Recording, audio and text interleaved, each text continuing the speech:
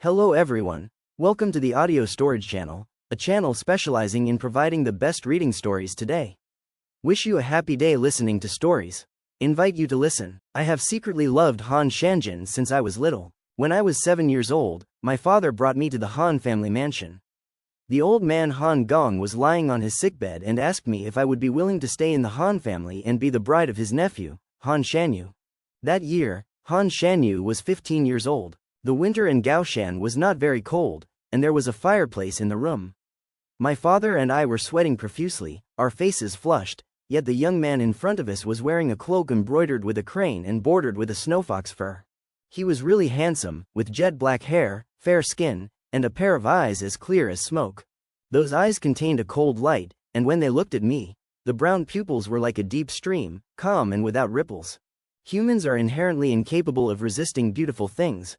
Let alone my father always called me, foolish child. My father's name is Hu Dai, my name is Hu A Bao. Before the age of 7, he and I relied on each other to survive, living on a boat in the Chu Na Sea. There are many fishermen in the Chu Na Sea, and we are the lowest people there, the Dan people. The Dan people use boats as their homes, living on boats for generations, not allowed to know how to read and live on land. Therefore, we drift on the water, catching fish and shrimp, raising aquatic products and diving for pearls. Most of the people in the tribe are very poor, their clothes are always patched, they are exposed to the sun and rain all year round, causing everyone's skin to crack and darken. That's why, the first time I saw Han Sun knock, I was stunned. In addition to fishing, the fishermen in Cao Sun mainly make a living by diving for pearls. My father was a pearl diver. He once told me that pearls have 8 grades, and the Dongzhou pearl is the best, emitting a dazzling light. The outer edge is like gold. Placed in a dark room can replace a candle. It is a rare treasure in the world. I have never seen a Dongzhou pearl before. My father has only heard of it. He learned to swim at the age of 6. He has been a pearl diver all his life. The most precious pearl he has ever found is the luuaudio pearl. In our eyes, the luuaudio pearl is already a top-grade pearl. But when I first saw Han Shanyu, I foolishly thought that even that rare pearl, I'm afraid it won't be as beautiful as his brother. The Han family is very powerful in Gaoshan. Their ancestors were from the Zhang clan, belonging to the Han clan. After submitting to the Tang dynasty, a branch of the family was granted land here. Han Gong, also known as Old Master Han, is the current head of the Han family, highly respected and revered by the people. I don't know how my father met him, but it was definitely not a good thing. A tall man like him, upon seeing Old Master Han, immediately knelt down in front of him with a thud, crying miserably, never raising his head. The elder on the sickbed had white hair and a haggard face. He looked at my father for a long time, stretched out a skinny hand, and pointed at him with a trembling voice, whispering, "Is it you, is it you?" My father couldn't cry out loud, but Old Master Han actually shed tears. Later, that old man asked me if I was willing to stay in the Han family, to be his nephew, Han Shan-yu's fiancé. This matter didn't need a 7-year-old child like me to answer. When my father brought me to the Han family, he had already packed my luggage. He had no intention of taking me back. The day he returned to Chu Na Sea alone, I chased him all the way to the alley, and kept asking, "Father, if you don't take me back, when you dive into the sea to look for pearls, who will be on the boat holding the rope for you? Father, you're drunk and sleeping outside the boat, who will pull the blanket over you? Father, you're alone looking at the stars, without your daughter by your side, are you used to it?" My father suddenly burst into tears upon hearing this. He turned around and sat down, hugging me tightly, just like when I was a child, his big hand holding my head, his goatee gently rubbing against my face. I was tickled by the rubbing and couldn't stop laughing, saying to my father, "Father, I can't sleep if I don't hear you snoring at night. Baoer, my silly Baoer, can you give me some time? Trust me, I can definitely redeem you and bring you back to Zuya Sea. Yes, I'll wait for you here." I used my 2 small hands to hold my father's face, looking at him seriously. "Come early, father." All the fishermen in Zuya Sea knew that the daughter of the Hu family was the most obedient child, obedient to the point of being a little silly. I even deliberately told my father, "Dad, when you go down to the water to look for pearls, don't go alone, you have to find someone on the boat to hold the rope." Father nodded, hugged me tightly again, and couldn't help but choke up. He probably didn't want me to see his tearful appearance, and in the end, he didn't even look back. Father's figure disappeared at the end of the alley. When I turned around, I saw a young man wearing a snowfox fur coat standing under the camphor tree at the back door of the Han Manor. On a gloomy winter day, the young man looked like a fairy descending to earth, raising his head to look at the sky. Looked at me, like a jade bodhisattva with cold eyes, calm expression. Go chase after your father, no one in the Han family will stop you. The young man spoke. I looked at him blankly, shook my head. Father will not take me anywhere. You are a child, cry, make a little noise, what can he do to you? You can't cry. Father said that children must listen to adults. He said that he would come to pick you up, so you just wait. Han Shanyu frowned, the corner of his thin lips curled up. He seemed to laugh, then sighed softly. The sigh was so small that it was almost inaudible. He turned and left. I just stayed at the Han family like that. They assigned me a place to stay, called Dao Lan Inn. Dao Lan Inn always had a faint fragrance. The incense smoke lingered, sweet and fragrant. The screen in the room was made of rosewood. The bed was made of agarwood. The bed was covered with brocade. The curtains were also made of silk brocade. There was a maid beside me, named Ah Shin. Ah Shin was plump, a quick-witted girl. She called me Miss Baoer, and treated me very respectfully. She put away all my patched clothes, bathed me with fragrant beans. Bathe me. After bathing, apply another layer of fragrant ointment. That fragrant ointment is very precious. Atan said that it has pearl powder mixed in it. Applying it for a long time can make my dark face white. Every day at the hour of thin, after breakfast, she will take me to see the old man, through a carved ivory screen with gilded lacquer, kowtow to greet the old man. This is the etiquette of the rich. Han Shan Yu was there once. Through the gap of the screen, I saw the young man wearing a brocade robe, changing into a fox fur cloak embroidered with clouds and assorted patterns, standing silently in the room, like a shining pearl. It seems that he is really afraid of the cold. No matter how hot the fireplace in the house is, he always wears very thick clothes. His face is like jade, white and clean. He has a composure that is not suitable for his age. When talking to the old man, his voice is always calm, not hearing any emotions. Later, I heard Ah Shin say that the Han family's descendants were few and far between. The old master's sons, except for an adopted son, the fourth Han, all died early. Han Shanyu was the old master's only grandson, the future head of the Han family. That's why he shouldered a great responsibility. Under the strict teachings of his grandfather, he developed a mature personality beyond his age. When the old master was seriously ill, he was able to shoulder it independently and assume the responsibility of the head of the family. That day, through the screen, I heard him report to the old master. The son of Lord Chong, the Yongzhou Jiadushi of Gaoshandao, is getting married. I have sent someone to deliver a bucket of pearls as a congratulatory gift. The old master's cough rang out at the right time. He said unhappily, the two prefectures of Gaoshandao each have military power. Chongjiang has always been familiar with us. You should go to their happy family event yourself. Grandpa, don't forget, the Han family and the Thuong family have had an engagement since ancient times. When Thuong Hak Tiu was young, he lived in our mansion. Because he and elder sister are familiar, I think I shouldn't go. Han Shanyu's voice was still calm. After a long while, the old man coughed again. He spoke intermittently.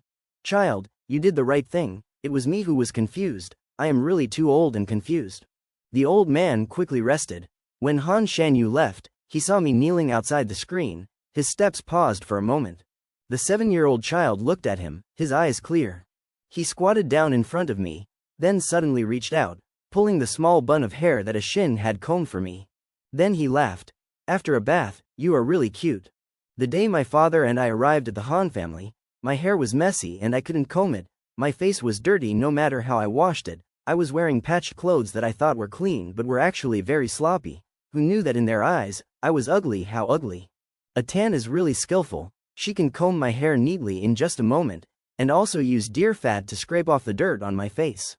Han Shan Yu has a pair of cold eyes. I never knew that these eyes, when shining with a smile due to a happy mood, could be so amazing. That day I looked at him in a daze. He was interested in pulling my small round bun, and said kindly, "Little charcoal, come here again in the afternoon. He must be awake by then. You can tell him the story of the fisherman in the Chu Na Sea." The old master is really confused. He clearly told me to stay at the Han family to be his nephew's fiancé, but he seemed to have forgotten me as soon as he turned around. His health was very poor. Every time Atan took me to kowtow to greet him, we would do it through a screen, and we would hear a hunchbacked old servant come out and say to us, The old master is resting, go back first. So I came to the Han family for 10 days, and every day I could only kowtow through the screen, and never once did I formally pay my respects to him. Until this afternoon, according to Han Shan Yu's words, I went to pay my respects, and he was indeed awake. The old man was visibly thinner. I obediently kowtowed, calling him grandfather in a childish voice. He opened his cloudy eyes and looked at me for a long time. The old servant beside him reminded me, it's the daughter of the Hu family, that fisherman, the fisherman from the Chu Na Sea, who came here a few days ago to apologize, leaving behind his daughter. He said to let this child be the young master's fiancé. Only then did the old man remember me. I stood in front of him, feeling a little uneasy, because I heard that the old man was a strict person, and because of my father's reasons, I always felt that he would not like me. But surprisingly, he was very gentle, very friendly to a 7-year-old child like me. As Han Shan Yu said, he was very interested in the stories of the fishermen in the Chu Na Sea, and asked me to sit on a chair and tell him. I sat down obediently and told him how fishermen weave fishing nets and dive into the sea for pearls. He asked me, do you get to eat rice? I nodded, yes, we get to eat rice every day, the rice is very fragrant. The old man nodded in satisfaction, then asked me again, when you dive into the sea for pearls, do you wear protective gear? I shook my head, Grandpa, the ripe buffalo hide is too expensive, we can't afford it. Too expensive, can't afford it. The old man repeated these words, his voice sad, his haggard face showing a look of heartache. The old man coughed and said to me, pearl diving is a very dangerous job. There are big fish, dragons, and sea monsters in the sea.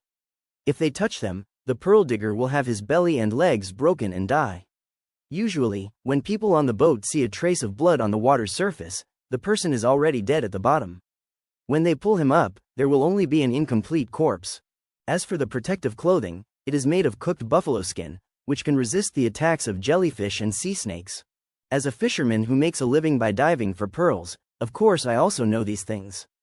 Hearing the old man's sorrow, I comforted him, don't worry, Grandpa. The people in the clan no longer go to places too deep to dig for pearls. Everyone who goes into the water is very careful. The old man sighed, and after a while, he asked about my father again.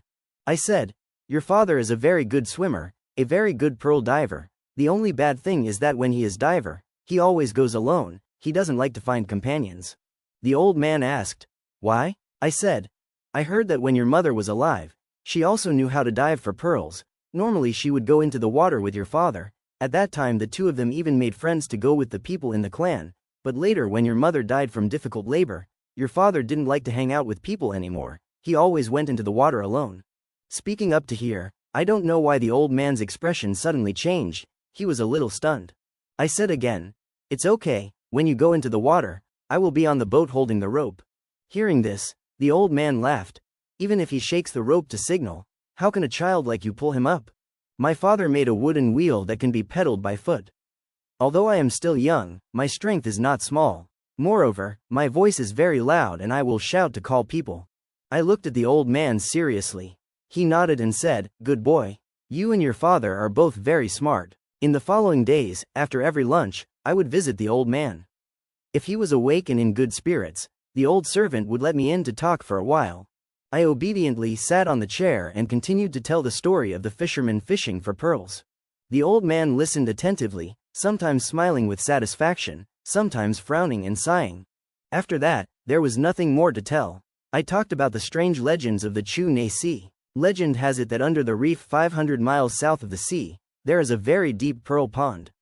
In it, there are many rare treasures and priceless pearls. But no pearl divers dare to go there, because the pearl pond is very deep and very scary. At the bottom of the pond there is a type of sea monster called Hai Hua Thuong living. Hai Hua Thuong has a human head and a turtle body, looks like a monk with red eyes and a turtle shell on his body, has a fierce temperament, unparalleled strength, and likes to eat people. Not to mention the bottom of the pearl pond, just seeing that sea from afar, any pearl divers must stay far away from that dangerous place. Because people believe that encountering Hai Hua Thuong, the end result is the ship sinking and people dying. Besides Hai Hua Thuong, Chu Na Sea also has a legend about Chau. Speaking of Chau, the old man suddenly coughed. The old servant with a hunchback hurriedly stepped forward to serve him, giving him a lot of water to drink. Calming down a bit, the old man asked me in a hoarse voice, did your father mention Chau to you?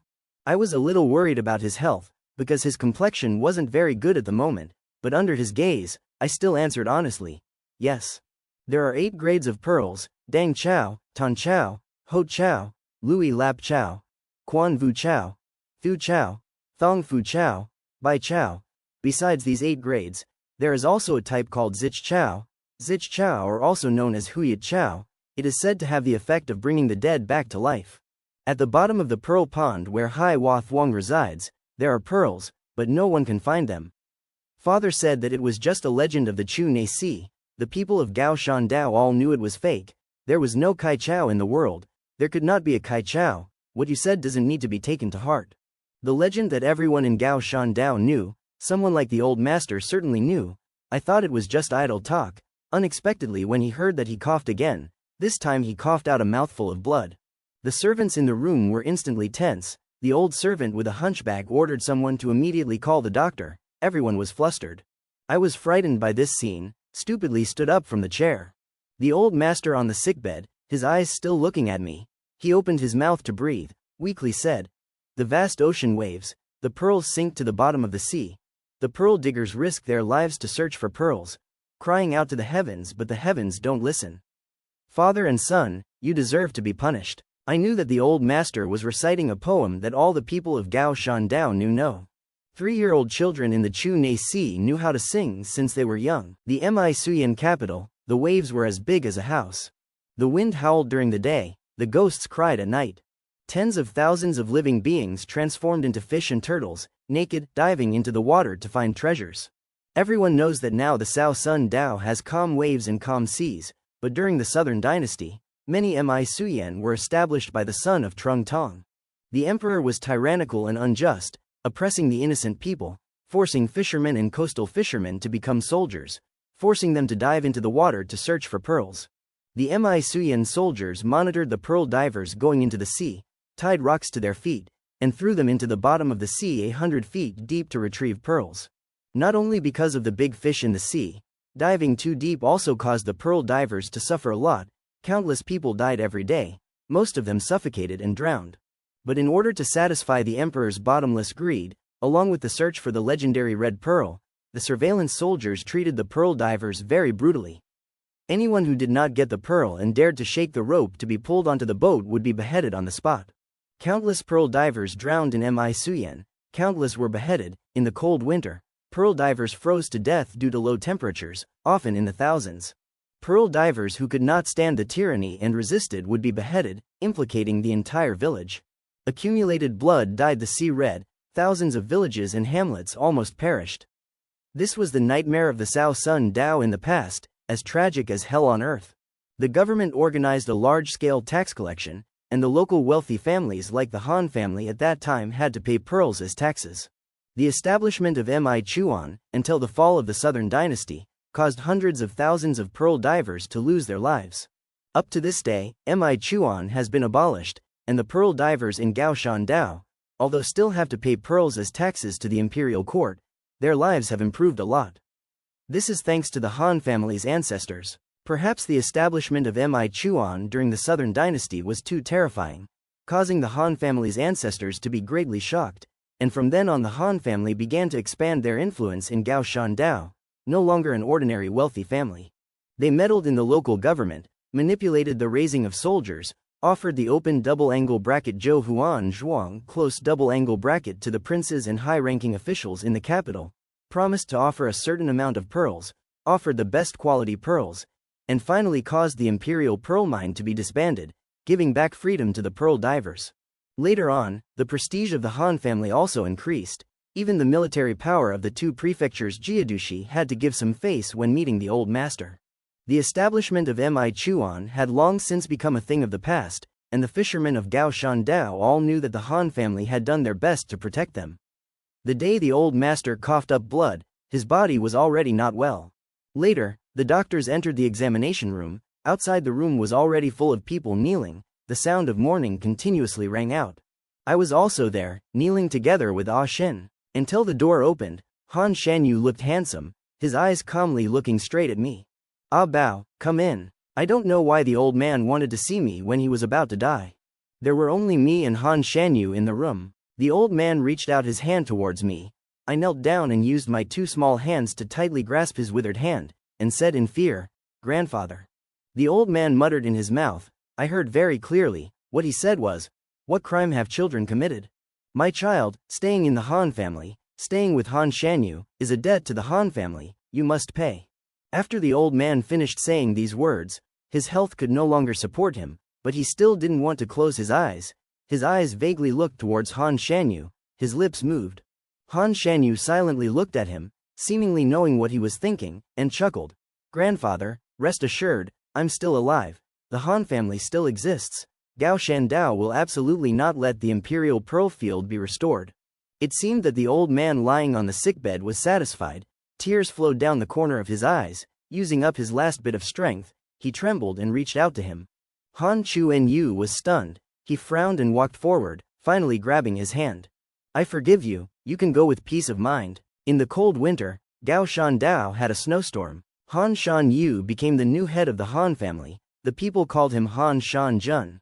That year I was 7 years old, still not knowing what the old master's departure meant to the Han family and Gao Shandao, how complicated the situation was for Han Shan-yu to face.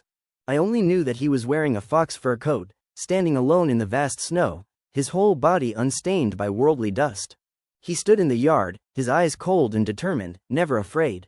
At that time I looked at him for a long time, suddenly wanting to open an umbrella, shielding him from the snowstorm. But I was too small, even with an umbrella, I couldn't cover his head.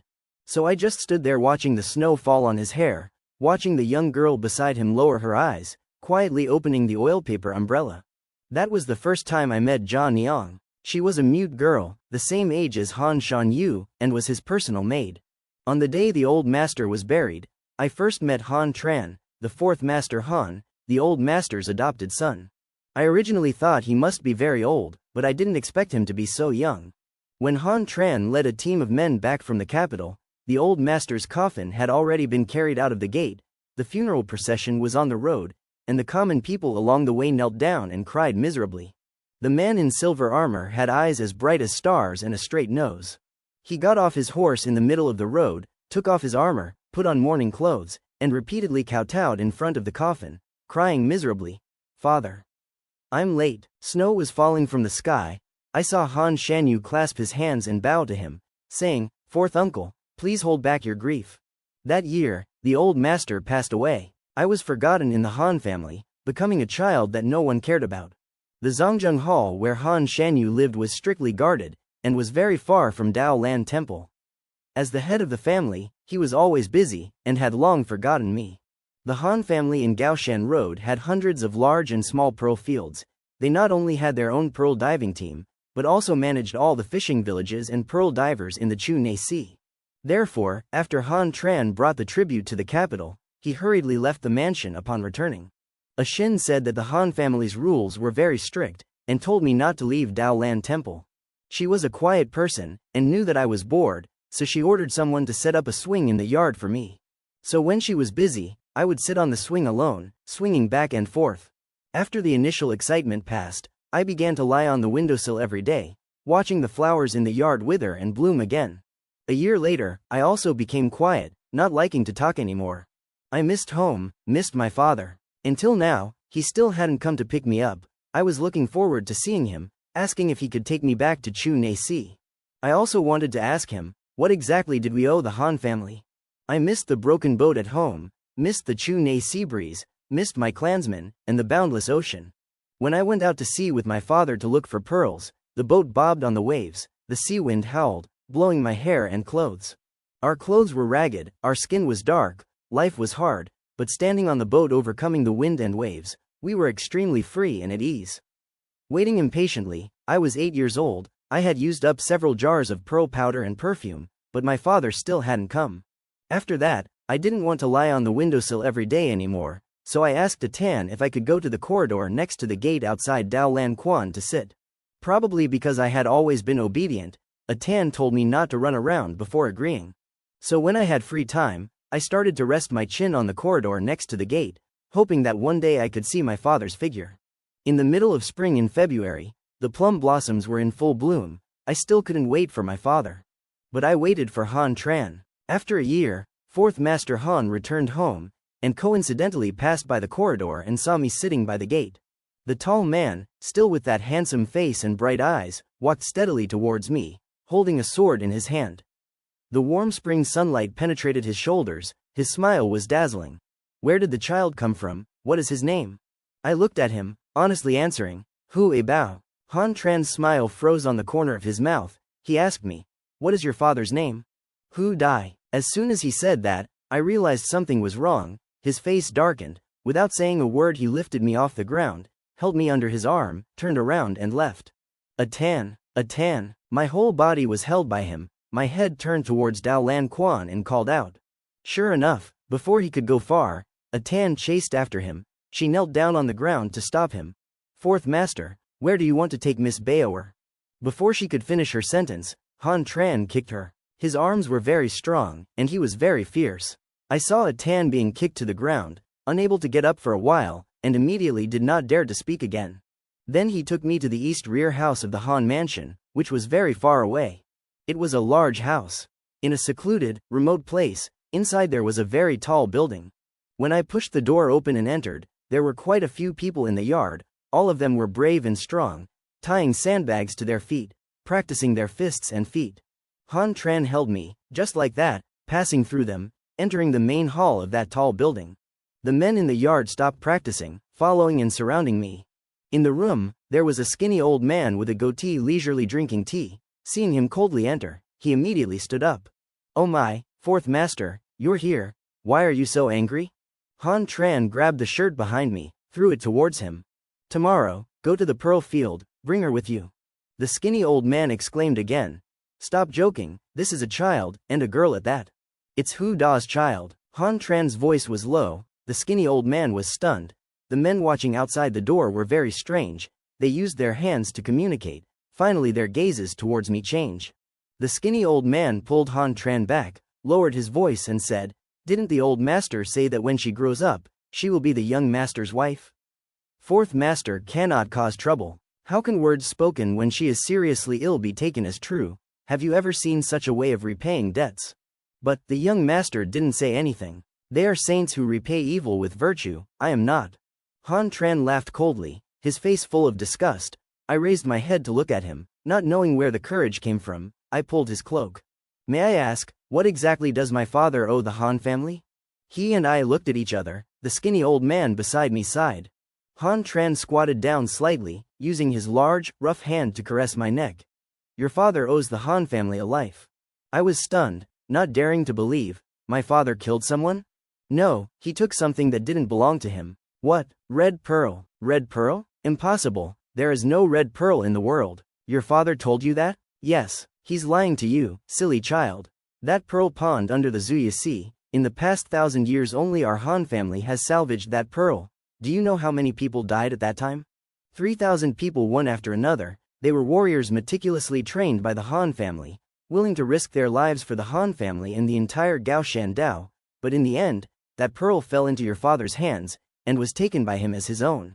Han Tran used a little force in his hand, strangling my neck. You really deserve to die. I was a little out of breath, grabbed his wrist, and said with difficulty, I'll go find my father, let him return the jade to you. It's too late, that jade is gone. Han Tran narrowed his eyes. At this moment, I believed that he really had the intention to kill. I had difficulty breathing. The skinny old man hurriedly stepped forward, anxiously advising him. Killing him is useless. This child doesn't know anything, he is innocent.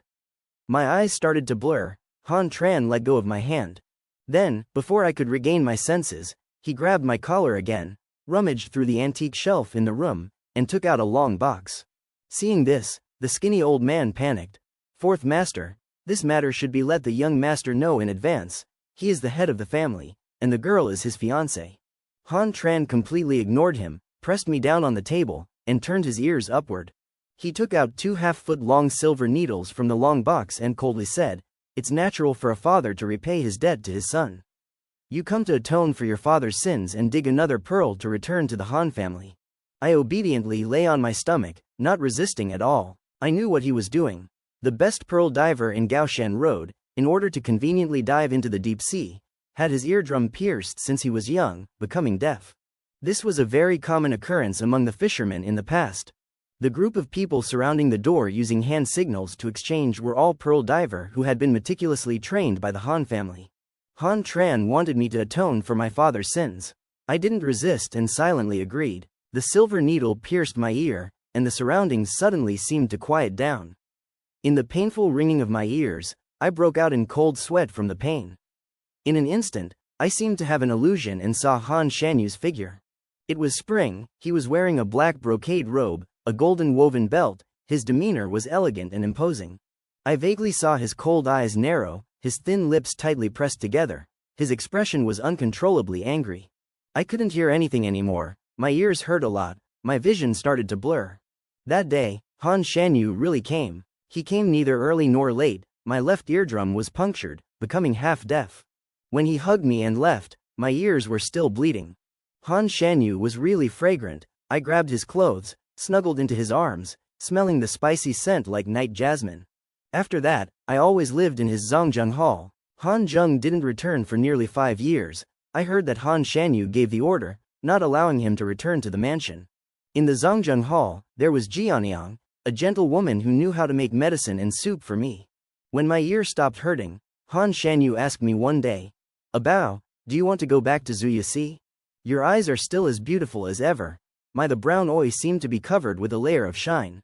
I looked at his serious face, and solemnly nodded. So in March of that year, the Han family arranged a carriage, taking Uncle Khan and I back to the Chu Na Sea together.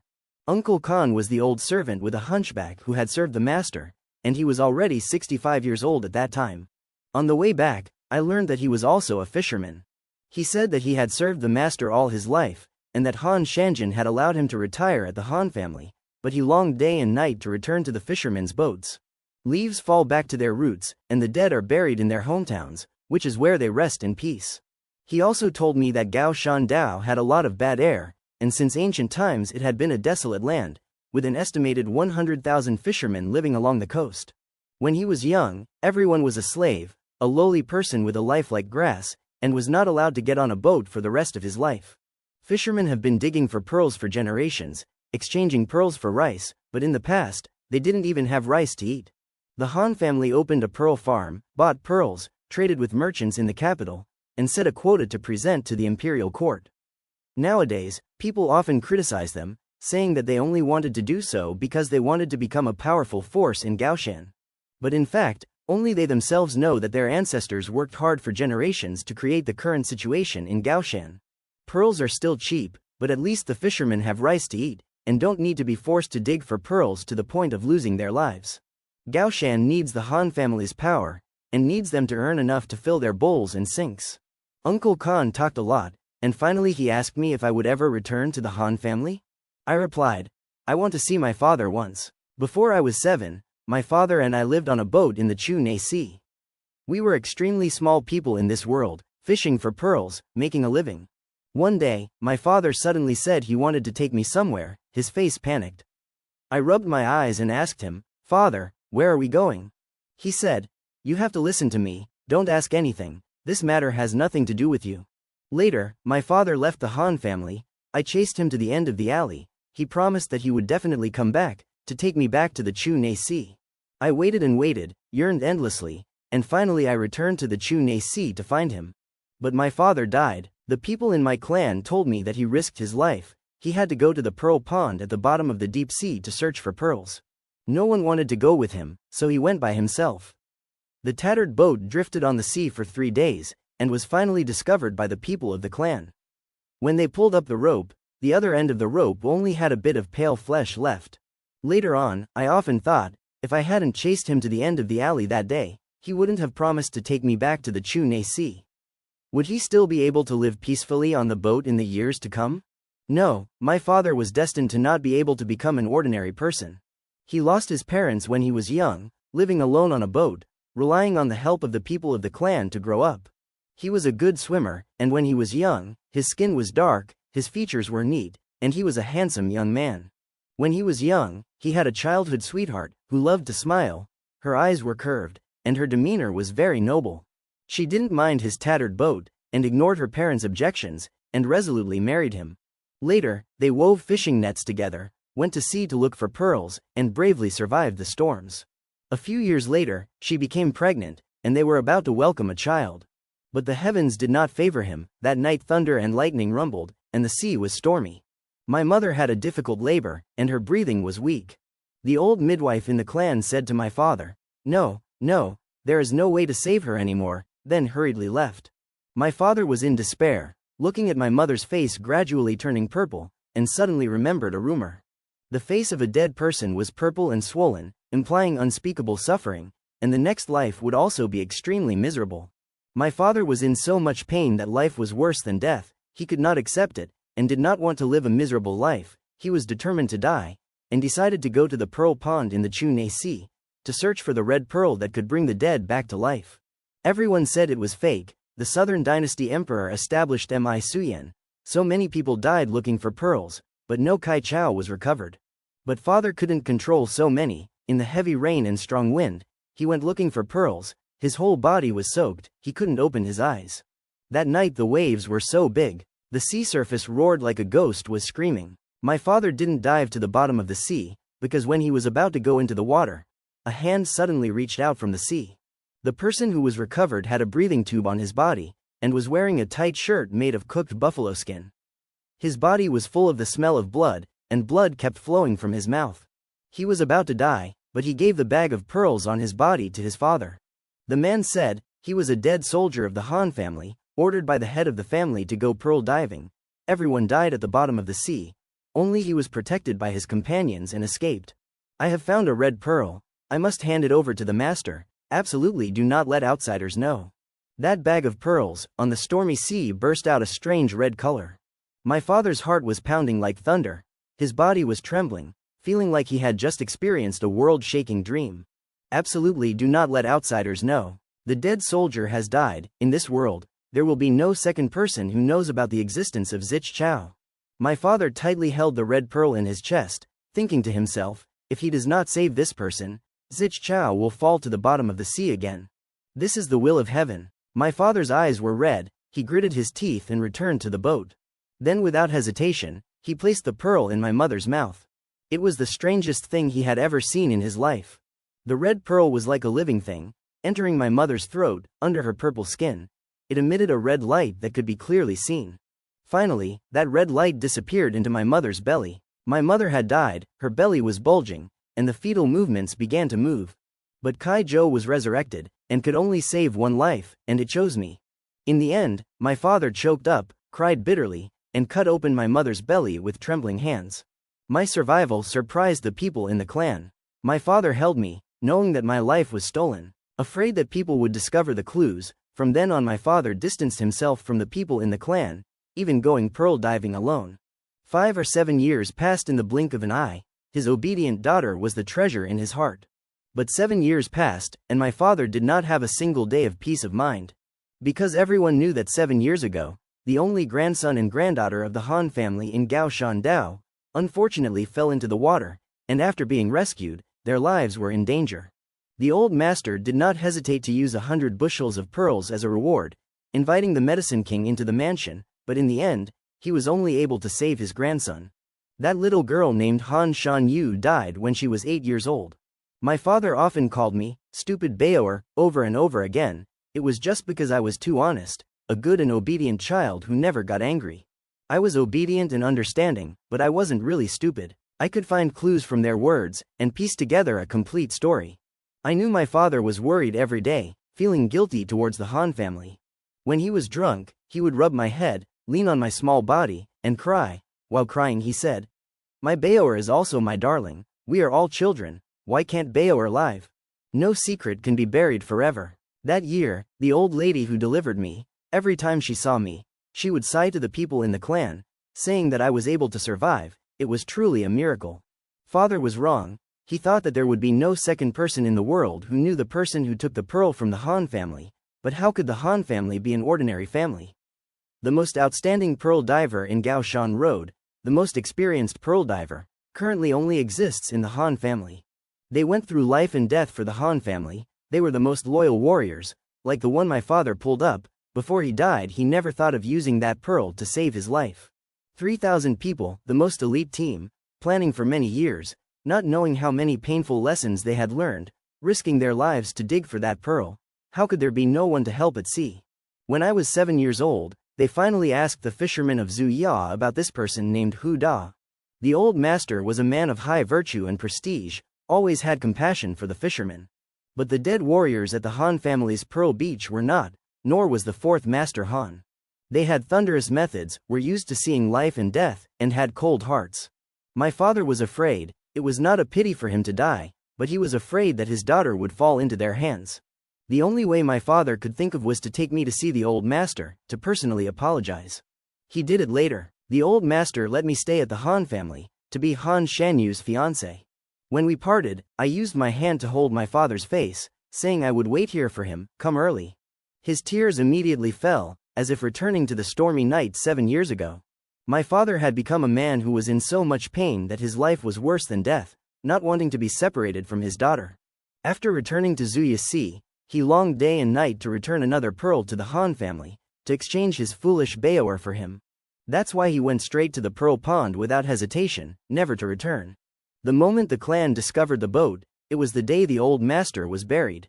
I waited in the Han mansion, longing and yearning. It turned out that he had already died a year ago. Spring came, the plum blossoms bloomed, but my father would never come to the Han family to pick me up again. The day the old master coughed up blood and died, he said that he deserved to be punished. The punishment he received was to be crushed to pieces. I looked at the boat that I used to live with my father, that was where I grew up. Now the cabin was cramped. The furniture was covered in dust, jars and pots were piled up in a mess. The sunlight slanted in, the light was hazy. This place was clearly so familiar. Why did I suddenly feel like it was a lifetime ago when I looked at it now? Khan Ba said, Ha and Sun Quan was not in good health since he was young, and had an incurable disease. The old master tried his best to let him live, discovering traces of Zich Chau's existence. Even though wave after wave of people died, the Han family still persisted in searching for it, not hesitating to sacrifice 3,000 lives.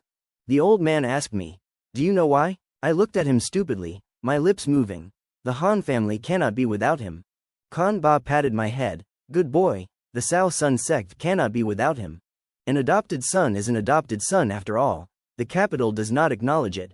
The old master passed away. If it were not for Han Sun Quan, the contract signed in the open double-angle bracket Chau Hon Trang close double-angle bracket might be annulled. This was a conspiracy. I returned to the Han family. In the Tong Chin Hall, when Han Sun Nok saw me, his face immediately showed surprise. I knelt before him, took out a small cloth bag that I had carried with me since I was little. Inside was a Louis Lap pearl. In the past, my father loved me very much. Although in the Han family's eyes, the Louis Lap pearl was not a precious pearl, in our eyes, it could be exchanged for 5 bushels of rice, enough for my father and I to eat for 2 months. It was the most beautiful pearl my father had ever found. It was truly beautiful. The whole pearl was round and round, emitting a pure white light. Because I liked it so much, that year my father couldn't bear to exchange it for rice, so he sewed a small, misshapen cloth bag and put it inside, so that I could carry it with me every day, treating it as a pearl of peace. Fishermen along the coast have been searching for pearls for generations, exchanging pearls for rice. They firmly believe that pearls are auspicious objects, able to bring good fortune to people. I have carried this pearl for 3 years. Now I raise both hands high, offering it to Han Shan Yu. I told him, "Father is no longer here. From now on, a Bao will stay in the Han family, forever protecting Han Shan Jun." This would be the most solemn promise of an 8-year-old child in this life. I looked at him sincerely. My heart was filled with anxiety, not moving. Han Shan Yu slowly walked towards me. His cold eyes were filled with pity as he looked down at me. Finally, he squatted down slightly in front of me, stretched out a hand, and caressed my deaf left ear. The spring was warm, but his hand was still very cold. When he placed it on my ear, it made me shiver. My brother and I looked at each other, like that year at the screen in the old master's room. Han Shan Yu softly said, "I accept this pearl. My name is Hu A Bao. I come from a fishing family, and I am the fiancé of the head of the Han family, Gao Shan Dao." Han Shanjin has a handsome demeanor, treats others coldly. When his eyes look at me, there will be layers of laughter. I live in a small courtyard on the west side of Zhongjung Hall, and there is still only a Shin by my side. But I am no longer lonely, because every day I can meet many people, do many things. Every day at the hour of the dragon, without a Shin reminding me. I look forward to kowtowing to greet Han Shanyu. Sometimes I leave early, he has just woken up. Inside the screen, Jia Niang is serving him with his clothes. I kneel on the ground, raising my head to look seriously at that figure.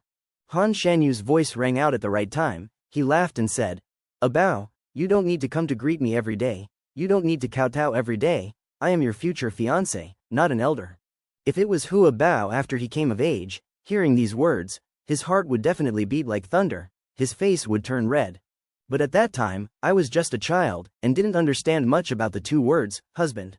I considered him as the head of the family, so even though I had agreed, I still did it every day. He was quite reluctant, and later he would come to me, reach out a hand to pull me up, and ask me if I was an idiot, while using a childish tone to coax me. "Have you had breakfast yet? What do you want to eat?" Before, I would come to find him after breakfast, but from that time on, I started coming with an empty stomach, waiting for him to eat with me. I have never been a picky eater, and I happily ate anything. The only thing I was most afraid of was drinking that bowl of yogurt. In fact, yogurt is a very precious food, but it is made from goat's milk, and I always feel that its fishy smell is very strong, and has a musty smell. I didn't like to drink it, and at first Han Shanyu didn't force me. At first, he was like Ah Tan. No matter how much he tried to coax and trick me, he would still let me drink a few sips. But later, he was even worse than Ah Tan. When he was strict with me, he would use yogurt as punishment, forcing me to drink 3 bowls in a row. This situation often happened when he was teaching me to read. I didn't like to read, and always wrote the 1,000 characters script crookedly. He saw that I wasn't concentrating, so he frowned and ordered someone to bring him yogurt. Han Shanyu's cold face was very scary. Before he even opened his mouth, I obediently picked up the bowl of yogurt and drank it all in one gulp. After 3 bowls, one felt like vomiting a little, but when I saw his gaze, I swallowed it again. In the hot summer afternoon, Han Shanyu leaned on the mat to rest. I obediently copied the words beside me. Jia Niang quietly knelt down, helping me grind the ink. The cicadas chirped, the shade of the trees was cool, the dappled light swayed, shining on Jia Niang's lowered cheeks. She quietly watched me practice writing, probably remembering my pitiful appearance when I was forced to drink yogurt, so she couldn't help but cover her mouth with her hand and snicker. When Han Shanyu woke up, he would check my writing. If he was in a good mood, or very satisfied, he would bend down, take the opportunity to hold my hand, and teach me to write poems on paper. The green locust tree and tall willow swallowed the new cicadas, the fragrant wind blew into the strings. Under the green silk window, the smoke of incense, the sound of flags disturbed the afternoon nap. The light rain had just stopped, the small lotus leaves turned, the pomegranate flowers bloomed brilliantly. Slender jade hands played with the clear water, the pearls broke and then rounded again. This was the first poem he taught me. I memorized it in my head, reading it backwards like a pestle. Han Shanyu's words were like flying dragons and dancing phoenixes, with an ethereal demeanor, very pleasing to the eye. He also taught me chess, painting, flower arrangement, and even the zither. Those things were not my forte. I studied very hard, but did not dare to argue back. Occasionally I would whisper, "Learning these things is useless." Han Shanyu raised his eyebrows and looked at me, the corner of his mouth holding a faint smile. "In your opinion, what is useful to learn?" I observed his expression, and could not help but say, "These things are all things used to entertain oneself in one's free time. Knowing them is fine. Not knowing them is fine. Why does Han Jun insist on making you learn them?"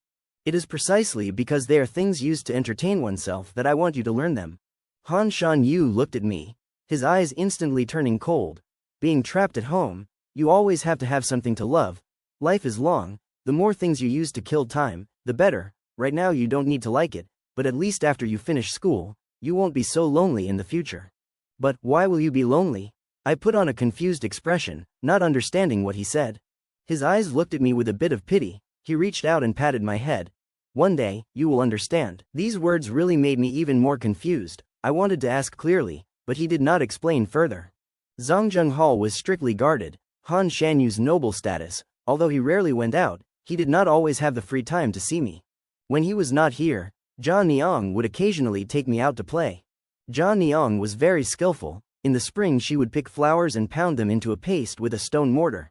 Then use a thin cloth to filter the water, cut the newly spun silk into the size of a lipstick jar, soak it completely in perfume, take it out to dry, it would become a high-quality lipstick. In the summer we also used bamboo poles to catch cicadas. Jia Niang made glue and applied it to the tip of the pole. The cicadas rarely escape good. She also knows how to brew osmanthus wine, using the spring water from Gaoshan Road, along with the old cinnamon trees in the mansion. Every year during the autumn equinox, there is always a guard in the Zhongjung Hall who will personally go get the spring water from the mountain and bring a few jars here.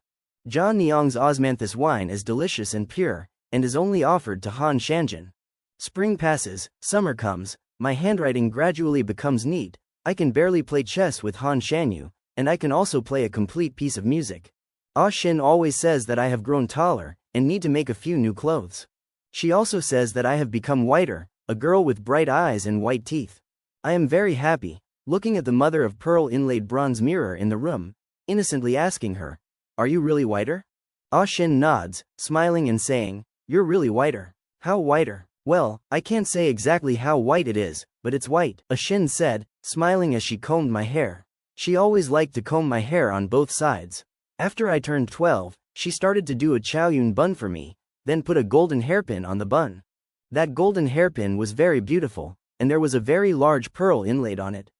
It was a birthday present for me from Han Shanyu. Waking up from my afternoon nap, Ah Shin had already combed my hair. I hurriedly went to look for him. The pavilion and the towers, the lotus leaves in the lake were as green as plates, the lotus flowers were blooming, elegant and beautiful. Under the curtain, Jia Niang was not in the pavilion, only Han Shanyu was resting his chin on the mat, eyes closed, resting. Suspecting that he had fallen asleep, I carefully knelt in front of the bed, not saying anything. His eyelashes moved slightly, and before he opened his eyes, he called my name, Abao. Han Shanyu's voice was still as cold as before, like the cool scent of night jasmine on his body, still tinged with a bit of laziness from the afternoon. I kept nodding. It's me, it's Abao. He slowly opened his eyes, a smile flashing in the depths of his eyes. What do you want from me? I curved my eyes, not thinking much, and smiled foolishly at him. I miss Han Jun, after waking up, I want to see you. On the low table in front of the bed, there was a bottle of osmanthus wine. Han Shan Yu lowered his eyes, reached out to pour himself a cup of wine. I sat here and mumbled non-stop, started talking to myself about many things, and these things were nothing more than I learned new words that he taught me, and I dreamed during my nap, but when I woke up I forgot them. The last point was, Ah Shin praised me for becoming whiter. I raised my head to look at him, full of anticipation waiting for him to say something. Because I always remembered, that year when I first came to the Han family, he called me, Little Charcoal. Then in Zhongjung Hall, he discovered that I didn't like to drink yogurt. He also kindly reminded me, goat's milk although fishy, but can whiten the skin. The 12-year-old little girl had gradually developed a love for beauty. Han Shanyu looked at me with a half-smile, fondling the jade cup in her hand, the corner of her mouth curved into a beautiful curve. Abao really became whiter. Just the phrase, turned whiter, was enough to make my heart sweet, happily walked forward, smiled and talked, pouring wine for him. Jia Niang's osmanthus wine smells so fragrant. I've never drunk it before, always curious about its taste. Now that I have the chance, I ask Han Shan Yu. He tilted his head to look at me, his eyebrows slightly raised. Want to try? I solemnly nodded, looking at him expectantly. He only hesitated a little, reached out his hand, and handed me a cup. The wine in the jade cup was amber, with a fragrant osmanthus scent. I first carefully took a small sip, swallowed it, and then said in surprise, "It's bitter, but it's very fragrant, and a little sweet, better than yogurt." Han Shan Yu's eyes had a smile. I raised my head, drank the remaining osmanthus wine in one gulp, my eyebrows furrowed and then relaxed, then pushed the empty cup towards him with an unsatisfied expression, an expectant expression. Han Shan Yu's hand covered the empty cup, and said, "No." Not letting me drink anymore, he himself was leisurely and comfortable, leaning on the mat, enjoying the wine in the cup. My eyes stared at the jade cup in his brother's hand, and couldn't help but say, "Han Jun, I'm an adult, not a child anymore." Can I drink a little more? Han Shan Yu glanced at me, not paying attention. I said it wrong just now. Jia Niang's osmanthus wine is just normal. I don't find it delicious, unless you let me taste it another sip. Han Shan Yu. HMPH. I'll only taste it once, please. Han Shan Yu. No. Oh, why did the lotus leaf grow into the pavilion, and even move? How strange. Han Shan Yu. It was my first time experiencing the feeling of being drunk. I only felt dizzy all over. Han Shan-yu's eyes also became blurry. In my days, I seemed to hear him sigh. When I woke up in the middle of the night, I was already lying on the bed in Hufeng Hall. Hufeng Hall was a study in Zhongjing Hall, and it was also where Han Shan-yu often stayed. If he was busy until late at night, he would occasionally sleep here. There was only a small lamp lit in the room, the light was very dim, the bed curtains were pulled up, outside the window it was already late at night, and there was also the sound of rain falling. This was the second time I slept here. The last time was when I was 10 years old, also on an afternoon like this. Han Shan-yu was talking with someone else. I was in the hall practicing calligraphy. I wrote and then fell asleep directly on the table. When I woke up, I was already lying on the bed, it was already dark outside. Jianyang had already changed my pajamas for me, and had even untied my hair. After that, Ah Shin told me that she had originally planned to come pick me up that day, but Han Shanjin said I was already asleep, there was no need to bother me. When I slept on his bed, at night he would sleep in the inner room, separated from me by a long screen. Han Shan-yu had never liked having too many servants, beside him there was only Jia Niang. When I woke up from my drunkenness, I was alone in the room. Barefoot on the ground, I walked around the long screen, and went to look for Han Shan-yu. He was indeed sleeping on the bed in the small bedroom. It was not yet autumn yet, but he had already put on a thick silk inner shirt and covered himself with a thin brocade blanket. I knew that he had always been afraid of the cold. Spring passed and summer came. The weather changed, but his hands were always cold. At this moment his hands were placed on the thin blanket. They were very beautiful hands, 10 slender fingers, white as cold jade. The small candle flickered, passing through the bronze lampshade, dimly illuminating Han Shan-yu's face. He lay still, his long eyelashes drooping, sleeping very peacefully. I smelled a spicy scent wafting throughout the room, mixed with a faint scent of medicine. He looked like he wasn't in good health, his face was always pale and bloodless, but it seemed like I had never seen him take medicine before. At this moment, the candlelight was flickering, he was lying there quietly. I rubbed my eyes, and called out to him, Han Jun. He didn't wake up. The night was quiet, perhaps it was too inappropriate. I was a little scared. I unconsciously moved forward, lay face down on the bed, and pressed my ear against his body. Under the thin blanket, when I vaguely heard the sound of a heartbeat, a hand reached up and gently placed it on my face. The palm of the hand was a bit cold, and the thumb was gently massaging my cheek. I raised my head, just in time to meet Han Chu's eyes, and Yu opened his eyes. His eyes were full of teasing, half smiling and half not saying. I heard, "Little fool." Han Shan-yu touched my face, asking if I was hungry. I nodded, but at the same time looked out the window, saying, "It's too late, I can wait until tomorrow morning to have breakfast." He smiled and said, "It's okay, there are people on duty outside, afraid that you will be hungry when you wake up. The stove is always simmering soup at night, just let them bring it." At the hour of the ox, Wei Feng Yin lit the long-lasting lamp, the whole room was bright. The maid on duty quickly brought the food. It was stewed pigeon with white poria and 2 snacks I liked. As soon as the lid of the pot of soup was opened, the aroma filled the room. After eating and drinking, I was no longer sleepy. Seeing that it was raining outside, I asked Han Shan-yu if I could sit under the eaves for a while. Except when teaching me to read and write, he was strict. Han Shan-nak usually treats me very indulgently, with a bit of childishness. He is afraid of the cold, so when sitting under the eaves watching the rain, not only does he put on an extra coat, the guards also bring a charcoal stove. At night, a row of lanterns are hung up, illuminating the entire yard. The sound of rain falling, the raindrops like pearls sliding down from the roof, pattering on the banana leaves in the yard. I feel like being naughty, and ask him if I can go out and play in the water. Han Shan-yu agrees, so I roll up my pants, happily run out to hug the house pillar, stick my feet out of the eaves, and step on the puddle on the ground. The rain falls with the wind, cool and pleasant, very comfortable. Later, when I got bored of playing, I saw him sitting by the charcoal stove peeling lychees. I immediately ran over and sat down, propping my chin on my hand to watch him peel lychees. Han Shan-yu's slender and white hands peeled the whole lychee, round and juicy like a pearl. My eyes stared, not moving. He curled his lips. "Recite a poem about lychee, I will give it to you." I frowned, racking my brain, and finally remembered a poem he had taught me. Under Lafu Mountain, 4 springs, tangerines and apricots are new one after another. Eat 300 lychees a day, and you will not refuse to be a Gaoshan person. I couldn't read it fluently, but I still finished stuttering. Han Shan-yu reluctantly satisfied, and gave me the peeled lychee. Wanting to eat the second one, He asked me to recite a poem about rain. I pouted. Eating lychee is such a fun thing. Why do I have to recite a poem? Don't want to read? Han Shanyu raised his eyebrows at me, and put the lychee that he had intended to give me into his mouth. Even the way he ate was so elegant, slow and leisurely, and he didn't forget to wipe his hands with a handkerchief. It seemed like he didn't intend to peel anymore. I was a little impatient, standing straight in front of him, and said seriously, I just remembered a poem. It would be most appropriate to read it to Han Jun.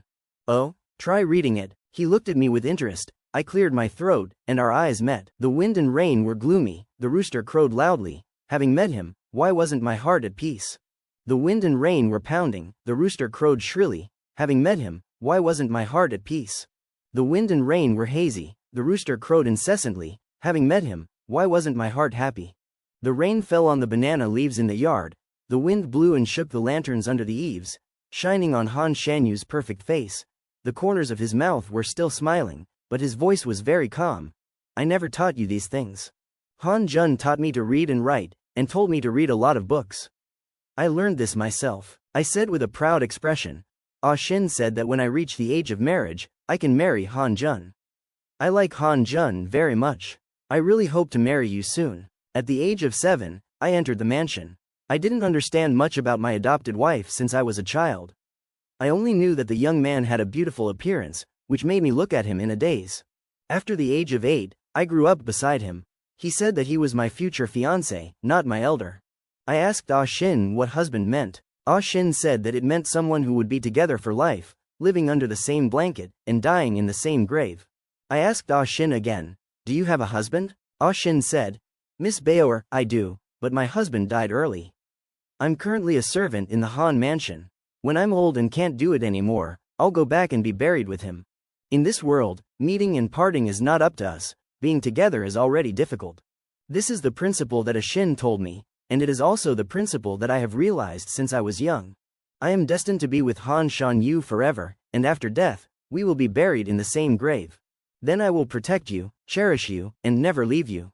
That was the first time I told him my feelings, but he only patted my head, his expression calm. It's too late, be good, go to sleep. The 13th day of the first lunar month is the day of the great sea sacrifice ceremony of the fishermen of Gao Shandao. As the head of the Han family, every year at this time, Han Shanyu will personally go to the largest pearl field in Qingsha Temple. Qingsha Temple is located in the south of Zuya Sea, and it takes 2 days by boat to get there. The day of departure is also the day of the biggest uprising of the year for the Han family. 10 large ships, with a crew of more than 8,000 people, moved on the sea, protecting the harbor. IGU in the middle. IGU is the most magical boat I have ever seen. In the midst of strong winds and waves, it never tilted, moving smoothly all the way. The cabin has walls made of buffalo hide, with half-man-high walls, and loopholes that can be used for attacks. The place where Han Shanyu lives is always strictly guarded and careful. This is the first time I have followed him to the Pearl Beach in Qingsha Temple. Before, he always said that on the island there are strong winds and waves. The sea sacrifice is not beautiful. I am still young, not suitable for that kind of situation. Almost every year, he refused to take me. Until I was 12 years old, pitifully begging him for a long time, he finally agreed. I have never been on such a tall and majestic boat, and have never seen a huge fleet of boats moving together. Everywhere I look is new. When I have free time I run up to the deck to admire the scenery. Han Shanyu rarely went out of the cabin. In January, the sea was windy and really cold. I stood on the deck and felt cold, so I returned to the cabin and drank some hot tea that Zhang Niang made. Han Shanyu still looked cold and distant. He was in the cabin with a charcoal stove, wearing a fox fur coat, holding a book. Without looking up he warned. Don't run around, be careful not to fall into the sea. I raised my head and smiled smugly at him. You can't fall into the sea, I know how to swim. The next moment, the book in his hand knocked on my head. You still dare to argue, even if you know how to swim, it's hard to survive without someone saving you. I was hit by him, just about to tell him that I wouldn't drown, but in the end I still couldn't say it, just annoyedly replied. Oh, I know. Zhang Niang stood beside me and smiled, pouring more hot tea into my cup. Han Shanyu raised his head to look at me, unconsciously curling the corners of his mouth. Go practice calligraphy. Oh my god, even on the boat, he didn't forget to supervise me practicing calligraphy. I helplessly sighed. I originally thought that the sea sacrifice ceremony was like as fishermen setting up offerings, kowtowing to the ocean, and that was it.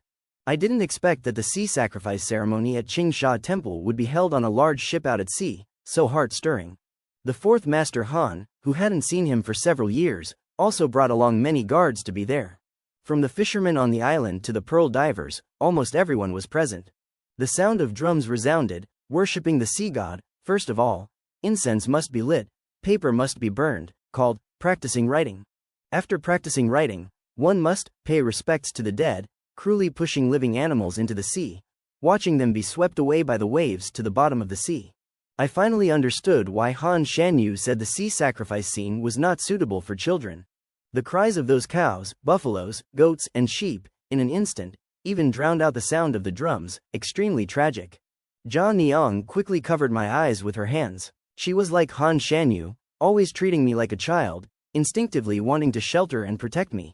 Although I was terrified, I was not too afraid, because I had heard my father and clansmen tell me that in the past, in Gaoshan Dao, every time there was a sea sacrifice, people would often use living people to be sacrificed.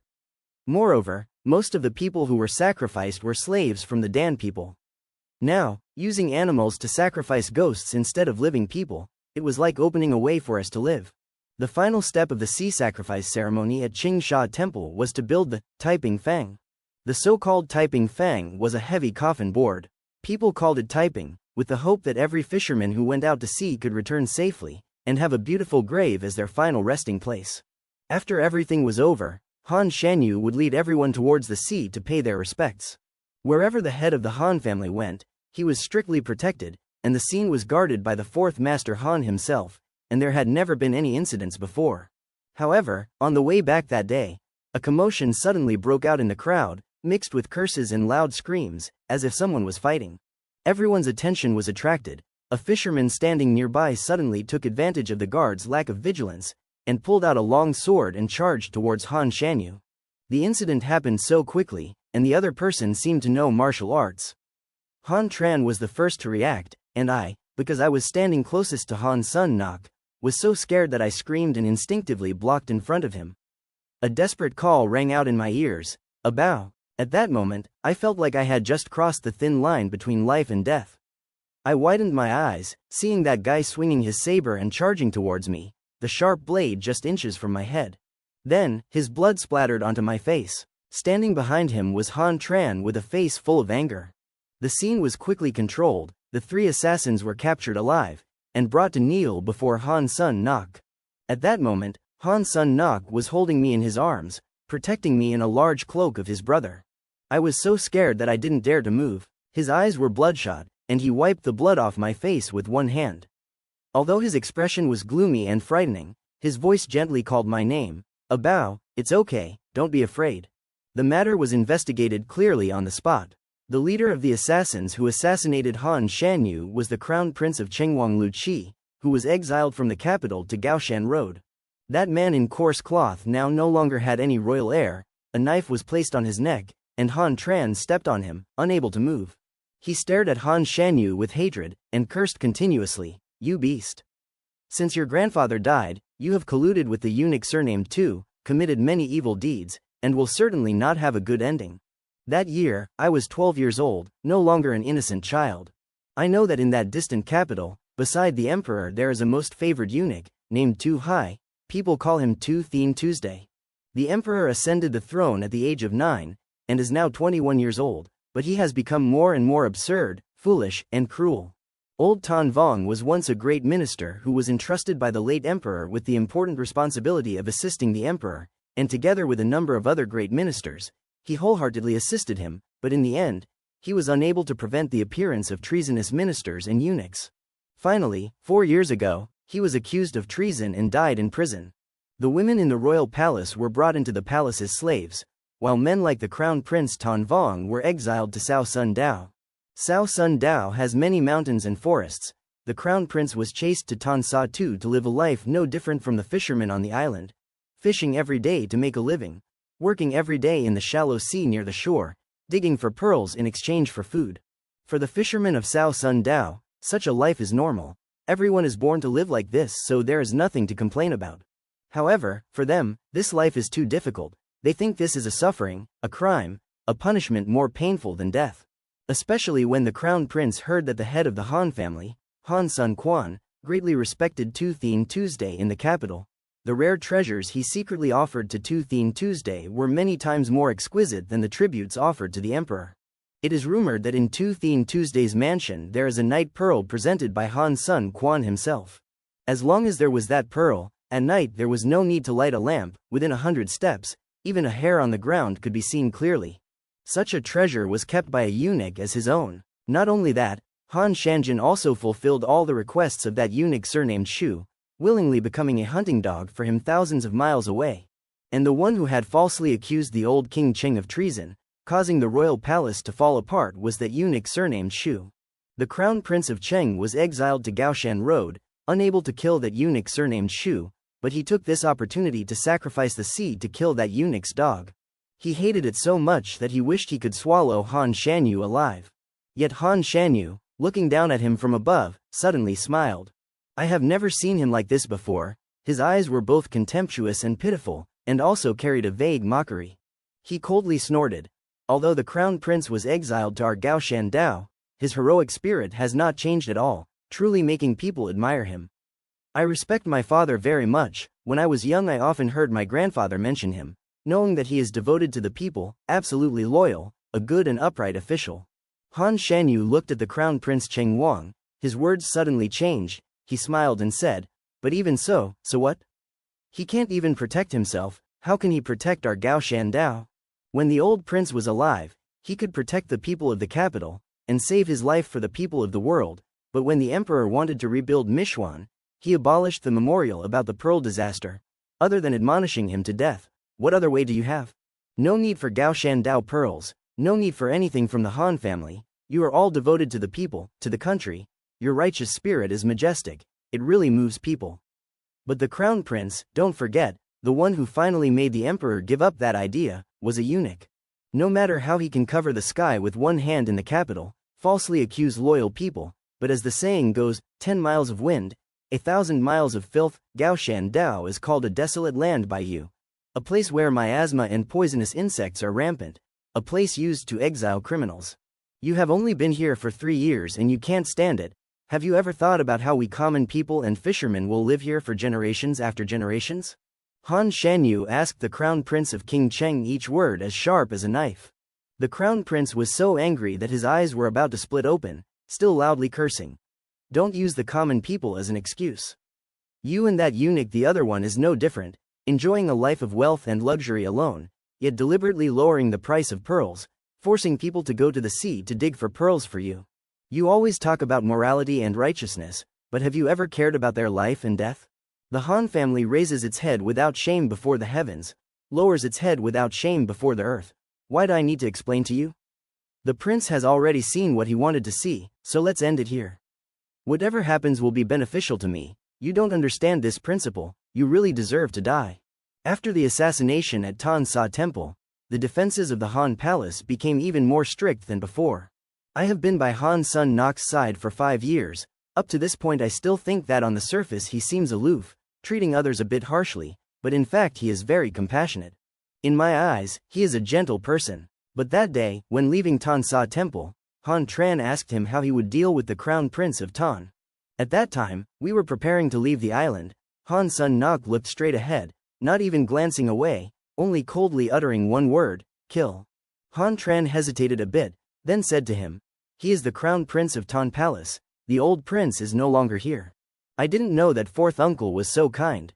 Don't you realize that he is deliberately inciting the people on Qingsha Temple Island, sowing disaster for our Han family?"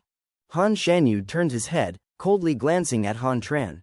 Because he is the crown prince of King Cheng, and dares to say such words, he must be killed all the more. Han Tran didn't say anything more. Perhaps he himself understood. With Lu Qi's hatred for the Han family, if he were still alive, it would be difficult to guarantee that he wouldn't cause more trouble in the future. In this world, the most trustworthy people are the dead. After thinking it through, Han Tran sighed, clenched the sword in his hand, turned around and left. Han Shanyu looked at his back, coldly sneered. Only good at acting rashly, stupid mind. How can I hand over the Han family to him? When he said these words, his face was extremely gloomy, unable to hide his disappointment. I looked at him stupidly, suddenly realizing that, in fact, I have never understood him very well.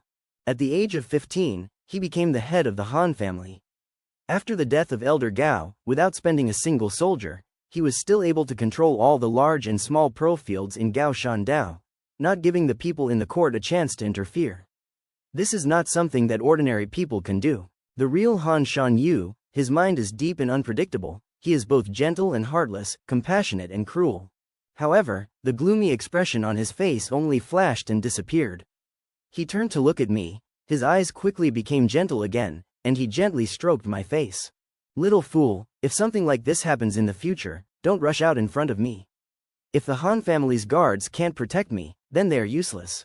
I must have been scared. On the way back, the boat glided on the sea. I was no longer as happy as when I arrived, but instead was tired and threw up. Jia Nun was a bit worried, knowing that I couldn't eat anything, so she went down to the kitchen under the boat's hold and used ginseng and deer antler to make soup. A moment later, the candlelight flickered. I was half asleep when I heard someone calling my name. Opening my eyes, it turned out to be Han Shan Yu. He sat upright by the bed, holding a bowl of ginseng soup, his eyes filled with laughter as he looked at me. Still feeling uncomfortable? Drink some ginseng soup and then go back to sleep. He personally fed me, afraid that the hot soup would burn me, so he brought it spoon by spoon to his mouth and blew on it to cool it down before feeding me. After feeding me half a bowl of ginseng soup, Han Shan Yu reached out and used a handkerchief to wipe the sweat off my forehead. After midnight, he was always by my side taking care of me, until I lay down to sleep. I still unconsciously held his hand. Han Jun, I know you are a good person, Prince Cheng is also a good person. If it wasn't for the other way around, I wouldn't have ordered him to be killed. My voice was a little hoarse. Han Shan Yu smiled, he touched my head, his eyes gentle. A bow, the one who killed him was his father. What does it have to do with me? Why do you say it's the old prince? I was confused. Prince Cheng accepted the late emperor's entrustment to assist the young emperor, but when he discovered that this child was not a wise king, he still gave him a chance to consolidate his power. Han Shan Yu smiled slightly. I have brought gold, silver, and jewels to his mansion, wanting to offer all my wealth. If he wanted to rebel, he could have acted early. But that stupid and loyal person is ridiculous, so stupid that it is indescribable. In the end, he still wanted to risk his life to advise. The entire Cheng Wangfu family was killed by him long ago. No one can be blamed. People are born to live in shackles. If they don't even have the will to struggle, then they have to accept defeat, let others kill them. Han Shan Yu can always use a light tone. Ji casually told me profound principles. He said that I don't care what kind of person Tooth-Thin Tuesday is, the mountains are high and the roads are long. Cao Sun Dao cannot manage the affairs of the capital. Greedy people are always easier to deal with than those who are not greedy. The big boat sailed out to sea.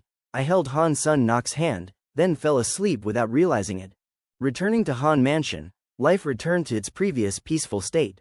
A Tan still cleaned our small courtyard every day. In the summer, I accidentally fell asleep on the chair under the tree. She would sit next to me, carefully fanning me. In my free time, I still like to find Jia Nun, using bamboo poles to catch cicadas with her, and in the spring, picking flowers to make lipstick. I was already a girl who loved beauty, loved to wear new clothes made by a Tan, and apply lipstick made by Jia Nun on my face. I became a laughing man, chattering nonstop, always having a lot of stories to tell.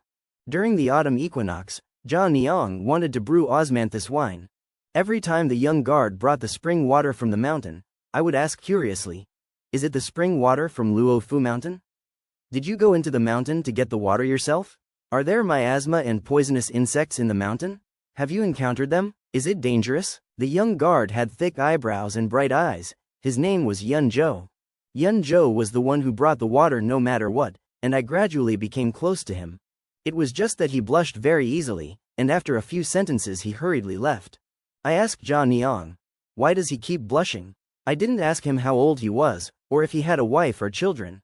Jia Niang was amused by me and couldn't hold back her laughter any longer. At the hour of the sheep, I often went to the study in Hufeng Inn to look for Han Shanyu. Among the hundreds of guests, there were often knights coming and going. If he was talking to someone else, I would quietly leave. Shin and Jia Niang both had their own things to do. When no one was with me, I would lie on the bed and read a book alone.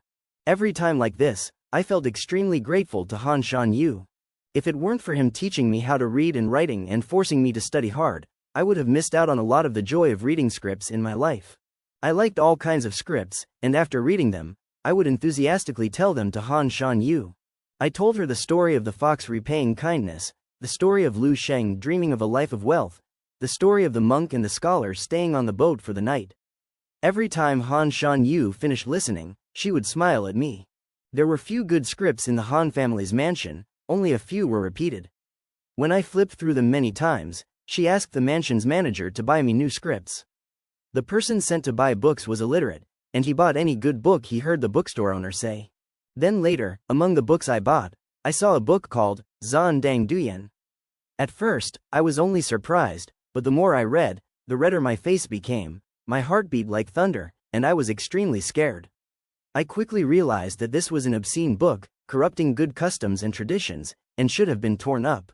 But I was really curious, and wanted to read it once before tearing it up. Afraid that a Tan would find out, I hid it under the mattress, secretly leaning over to read it. Even after I finished reading it and burned it in a charcoal stove, a Tan still hadn't discovered it. This matter just like that became a secret buried in my heart, and when I thought about it, I was terrified. As the days passed, until the day I wore the hairpin, Han Shan Yu even deliberately held a grand ceremony for me. That day was very lively. A Shin tied all my hair up and then used a hairpin to secure it. I wore a formal dress with a hairpin, a dignified embroidered dress.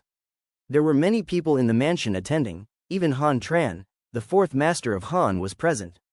Ever since he punctured my left eardrum, making me half-deaf, I had always been afraid of him. That year, when we were sacrificing the sea at Tan Sa Temple, I saw him on the island and instinctively hid behind Han Sun Nok. After the sea sacrificial ceremony, he started to occasionally return to Han Mansion. Every time he came to Tong Chin Duang, he would meet me a few times. Perhaps Han Sun Nok had told him so. After seeing me, he would quickly avoid me. Before the hairpin ceremony, Han Shanyu said to me, "Fourth uncle said he wants to come back to attend your hairpin ceremony. Are you willing to let him come? If you don't want to, he will send someone to bring the gift. If you don't need it, I will have someone throw it away on the road." Han Shanyu was asking for my opinion. He had always been cold towards Han Tran. There was no intention of defending him in his words. When I was 8 years old, Han Tran punctured one of my ears. If I said I never complained, I'm afraid no one would believe me. But I really don't resent him. I know that he often traveled between Qingsha Temple and other places, guarding the jade farm for the Han family, diving into the water with a group of brothers to find pearls, going through life and death. Their feelings were very deep. The blood pearl that my father took away that year took the lives of many of them. He had a reason to hate us, but I had no reason to resent him. It was my father who was wrong first. My life was due to stealing. This cannot be denied. Han Shan Yu said he is a rude man. This year is 27 years old, still unmarried, only devoted to guarding the pearl farm. I am afraid of him, but absolutely do not blame him. On the day of the hairpin ceremony, Han Tran came very early. The gift he gave me was a wind chime made of pearl shell. The kind of wind chime hanging in the corridor that can predict the direction of the wind. Those pearl shells are colorful, under the sunlight reflecting sparkling, extremely beautiful. I like it very much. Look at him and softly say, "Thank you, fourth uncle." Compared to 7 years ago, Han Tran has changed a lot. He still has a handsome face with thick eyebrows, bright eyes, but he has added a thick beard, looking very free and carefree. Faced with my thanks, he seemed embarrassed. It was a long time later that I heard people say that not long after piercing my ear, he regretted it. At that time, he was filled with resentment, lost his mind. When he pressed me down on the table, he instinctively thought that I would resist. Unfortunately, I did not resist. The 2 silver needles just pierced my ears. Every time he got drunk, he would angrily ask that skinny old man back then, why didn't he stop him? How could he just watch him attack such a little girl? Han Tran was not a bad person. He acted recklessly, but he valued love and loyalty. The act of piercing a child's eardrum had become an unspeakable nightmare for him. Actually, he was also very afraid of meeting me, because he always remembered the way I looked at him back then, obedient and quiet. From the day of this hairpin ceremony, the grudge between me and him was considered to have been erased. He gave me a wind chime. I cautiously thanked my fourth uncle. He seemed very embarrassed. Just saying that he liked it was fine. After the hairpin ceremony, one day I asked Han Shan Yu, "When will we get married?" In the study, I rested my chin on my hand and looked at him, one hand holding a brush drawing a picture of flowers and birds. My smile was bright. He put down the book, looked at me, his eyes deep. Bao wants to get married? Yes, I have wanted to marry young Master Han for a long time. I looked into his eyes, the smile on my face gradually became shy, my cheeks flushed. Han Shan Yu did not answer my question, just smiled slightly, then leaned over to look at the picture of flowers and birds I was drawing. Bao finished drawing? Not yet, I still haven't drawn the sparrow's tail. Young Master Han, please help me. Han Shan Yu smiled in response, reaching out to take the brush from my hand. He attentively sketched the bird's tail. My eyes followed the strokes of the brush and then fell on his slender hand, finally tilting my head slightly, looking up at his handsome face. Han Shan Yu was 8 years older than me. When we first met, that handsome young man already had a calm and mature temperament. Now he was even more calm and unpredictable. His eyes were long and curved, and when they slightly raised, they contained a bit of dignity and sharpness. His lips were thin and his features were elegant, but his lips were pale. In front of the pear-flower wood desk, he stood beside me. When he bent down, the smell of ink mixed with a faint, cool fragrance wafted towards the tip of my nose. I don't know when, but every time I was near him, my heart would beat faster, and my cheeks would uncontrollably turn red. If I got too close, I would feel even more confused. I actually had thoughts about him that I shouldn't have. I shouldn't have read that spring departure, which made my spring heart start to flutter, and I couldn't control my desires, only wanting to get close and hug him.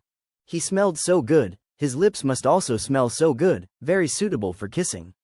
When he caressed my face, the green jade ring on his finger rubbed against my face, making my heart itch. Ah Bao, what are you thinking? After that, I was absent-minded in front of him again. When I came back to my senses, Han Shan Yu had already put down his pen. He looked at me blankly, his eyebrows slightly furrowed. Why is your face so red? Are you not feeling well? After he finished speaking, he put his hand on my forehead. His eyes were concerned, his deep pupils were staring at me like that. In this moment, not only was there a deer running wild in my heart, that deer seemed to have broken out of the siege, rushing straight out. The hand placed on my forehead was very cold, but it ignited a fire for no reason, making my throat dry and trembling. Although Han Shan Yu was distant from others, he had always pampered me. I had never been afraid of him. So, I grabbed the hand that was on my forehead. For the first time unable to control myself, I moved closer and hugged him, bringing my lips close. As expected, his lips were definitely very fragrant and kissable. I was both nervous and excited. The desire in my heart was satisfied, the more I wanted more. I passionately kissed him, wrapping my arms around his neck. Han Shan Yu seemed to be in a daze. He stood there in a daze, his body trembling, not coming back to his senses for a long time. He didn't know what to do, letting me do whatever I wanted. When he saw me absorbed in kissing him, his legs couldn't stand firmly, and he instinctively held my waist. We just hugged and kissed like that in front of that pear blossom wood desk. After a long time he pushed me away. He gently said, opened his eyes, the corners of his eyes were red, his lips finally had a blood color, his voice trembled. Ah Bao. I once again pressed close to him, hugged his waist, looked into his eyes, his face flushed red and said, I long for young Master Han, I miss you every day, I miss you even more at night. Han Shan Yu's originally cold face finally couldn't keep calm. He angrily said, who taught you these things? I have never lied before, so I told him the story of Zan Dang Duyan. I also read him the poems in the book.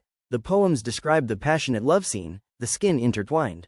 I have never seen Han Shan Yu so angry, he even seemed panicked, his voice was both angry and urgent. Damn it.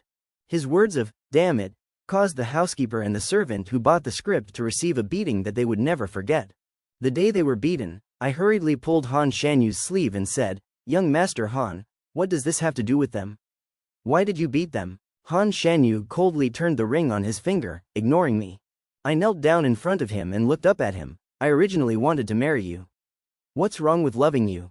They did buy the script, but the one who kissed you was me. I was moved by you and couldn't control myself.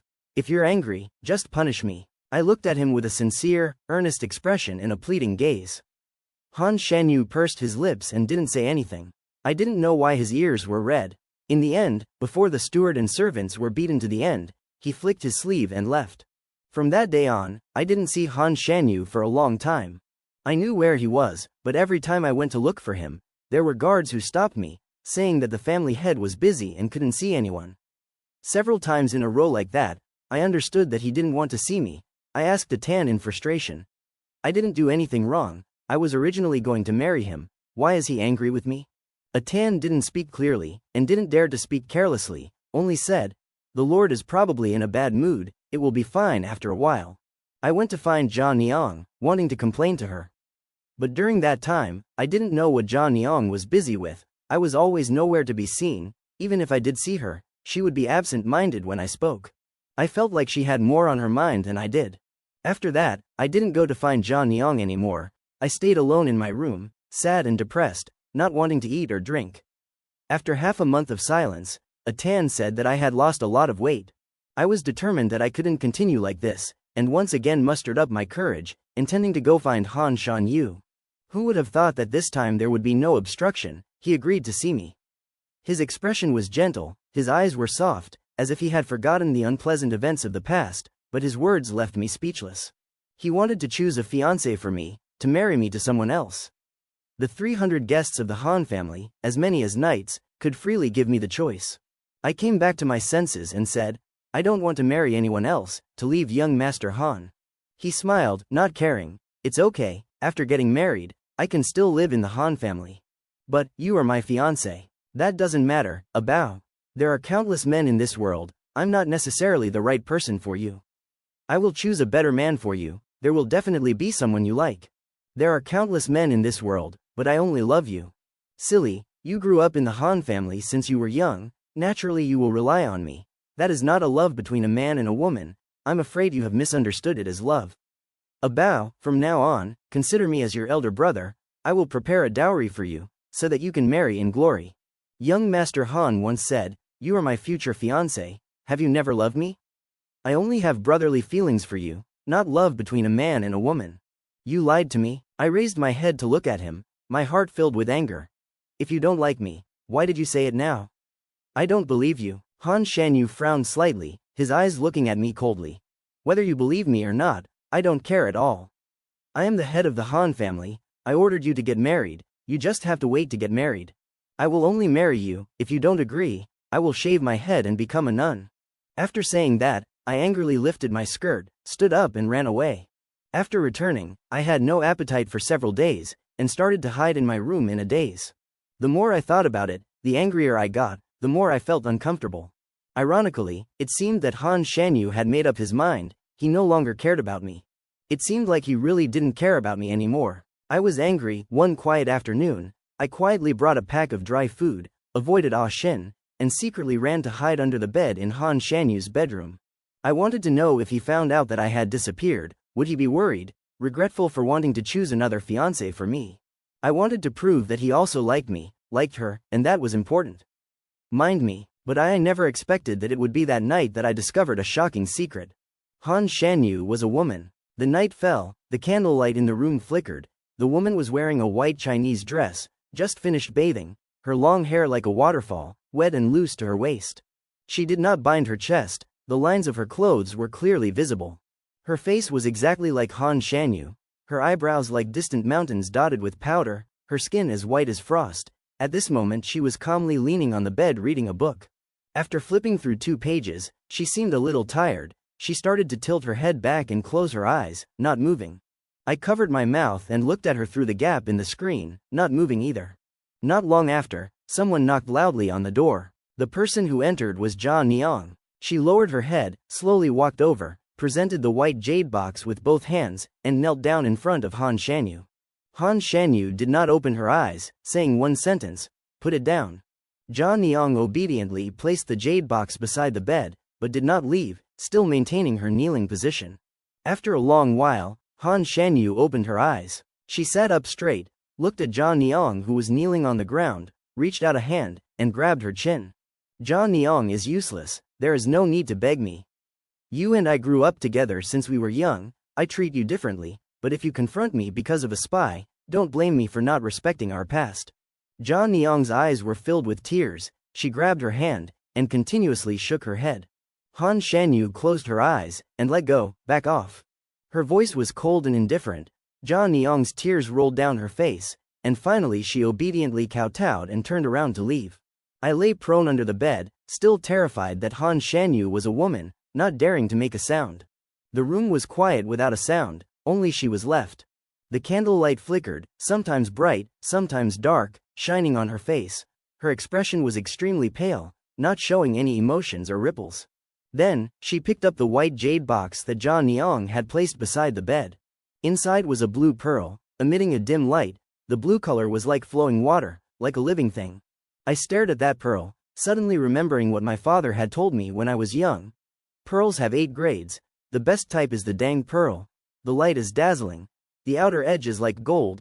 Placed in a dark room can replace candlelight. It is a rare treasure in the world.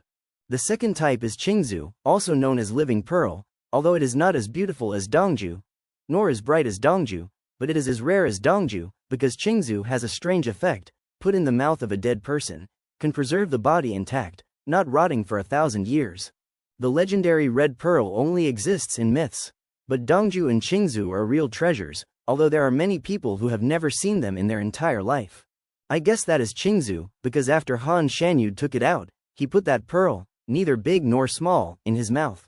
Under her fair skin, a layer of green light began to appear. That light slowly spread across her face, across her bare neck, line by line, and finally returned to normal. Her eyelashes were as long as crow wings, covering her eyes that had a dark green tint. She seemed to be in great pain, holding her chest, kneeling down ground, brows furrowed, cold sweat pouring down his forehead. A long time later, she gradually recovered, slowly stood up, her face tired, walking step by step towards the bed. I quickly covered my mouth with my hand, not daring to move. It was not until her bare feet stood before me that I felt cold sweat breaking out. Luckily, she did not discover me, only lying on the bed to rest. It was dark under the bed. I did not even dare to breathe loudly, afraid of waking her up. I thought about it over and over again. The more I thought about it, the more terrified I became. A child born into a fishing family like me, with a lowly status, how could I become Han Shanjin's adopted daughter-in-law since childhood? Before he died, Elder Gao wanted me to stay in the Han family, to be friends with Han Shanyu. He said that I owed the Han family, and had to repay it. Han Shanyu taught me to read and write, taught me to play the zither, chess, calligraphy, and painting, saying that being imprisoned in a big house, at least I had to have something to love to continue living. Being able to marry Han Shanyu was originally my blessing. Why did it become a way to repay my debt? Being trapped in the boudoir, living without any regrets, was because I had to marry. From beginning to end, it was a woman. Who was she? Was she a human or a ghost? Why did she sleep with the Qingzu in her mouth? I was terrified and guessed. My mind was in a mess. Suddenly I heard a noise at the door. My breathing stopped. It was Ah Shin. It seemed like she was kneeling outside the door, her voice filled with worry. Master, Miss Baoer is nowhere to be seen. In the courtyard, a row of lanterns were lit. Everywhere was bright. Han Shanyu wore a jet black brocade robe, her hair tied high with a jade hairpin, standing in the hallway. She gathered men and horses, ordered the blockade of Zhongyue City, and checked each person one by one. Ah Shin and the others knelt on the ground, trembling as they endured her wrath. Not long after, she returned to her room, sat down on the chair, leaned on the table, tiredly rubbing her eyebrows. Opening her eyes, her gaze was cold to the point of fear. She ordered the mobilization of all the guards in the mansion, searching everywhere. She stood up and walked into the inner room. I was extremely scared, feeling like an ant in a pan of oil, in a dilemma. With my heart burning like fire, I saw her take the sword off the shelf. Taking advantage of the moment she turned around to leave, I decided to crawl out, bravely facing everything. I called out in a low voice, Han Jun. She stopped, turned her head, and looked at me in surprise as I crawled out from under the bed. Han Shan Yu was really a woman. This was the secret of the Han family. Besides Elder Gao and Fourth Master Han, only Jia Niang knew. And now, there was also a Hui Bao. The pain in her eyes was obvious. She tightly grabbed my wrist. Why don't you listen? I've decided to choose a good husband for you, give you another path to take, but you want to seek death, throw yourself into the net. I was frightened by her stern appearance, my face pale. Han Jun wants to kill me? Her expression was hard to predict. Seeing me scared, she coldly said, I originally intended to forgive you, let you live a normal life like any other woman, but now that you know my identity, it's impossible anymore. For the rest of your life, don't even think about leaving the Han family. You must be content to be the wife of the Han family, for life and death.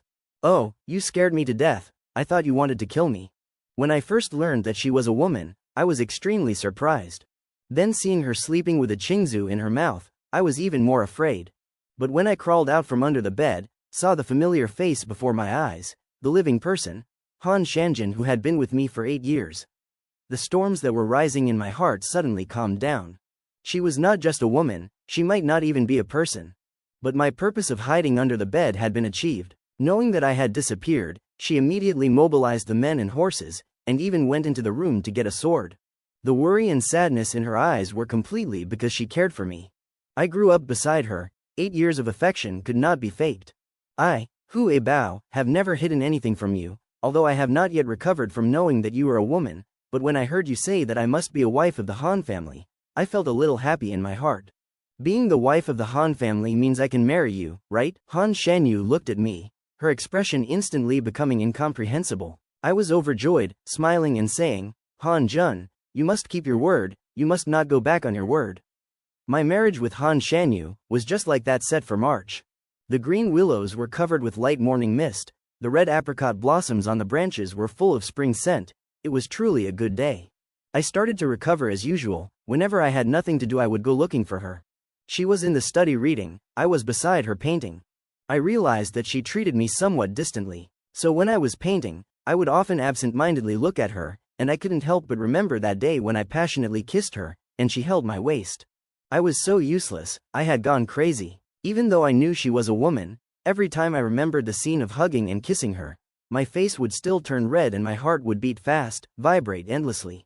My mind always echoes the poem, Mok Mok Song Ha Em Zhong Xiao Dao, a ball of soft and fragrant peach blossoms. I finished. The more I thought about it, the more excited I became. My face flushed. It seemed like my desire for her was getting stronger. Once again drawing a picture of flowers and birds, I played the same old trick, begging her to help draw the bird's tail. She raised her eyebrows slightly, and said calmly, Bao, you have to learn to complete the painting yourself. I can't help you forever. I blushed, put down my brush, and walked in front of her. You really don't like me? That day I felt very happy. Don't you feel comfortable? Shocked by my frankness, Han Shanyu clenched the book in her hand. Her breathing was a little rapid, her voice trembling. You already know that I'm not a man. But I still love you. Moreover, I only love you, as long as it's you, I can accept it. I looked at her shyly. I love you, it's the call of my heart, it's not related to male or female, nor is it concerned with gender. We're about to get married, why don't you try to accept me? Bao, I can't. Why? I already have someone in my heart. Han Shanyu looked away, not daring to look at me. She replied with great difficulty, her voice faltering. I immediately felt my heart turn cold.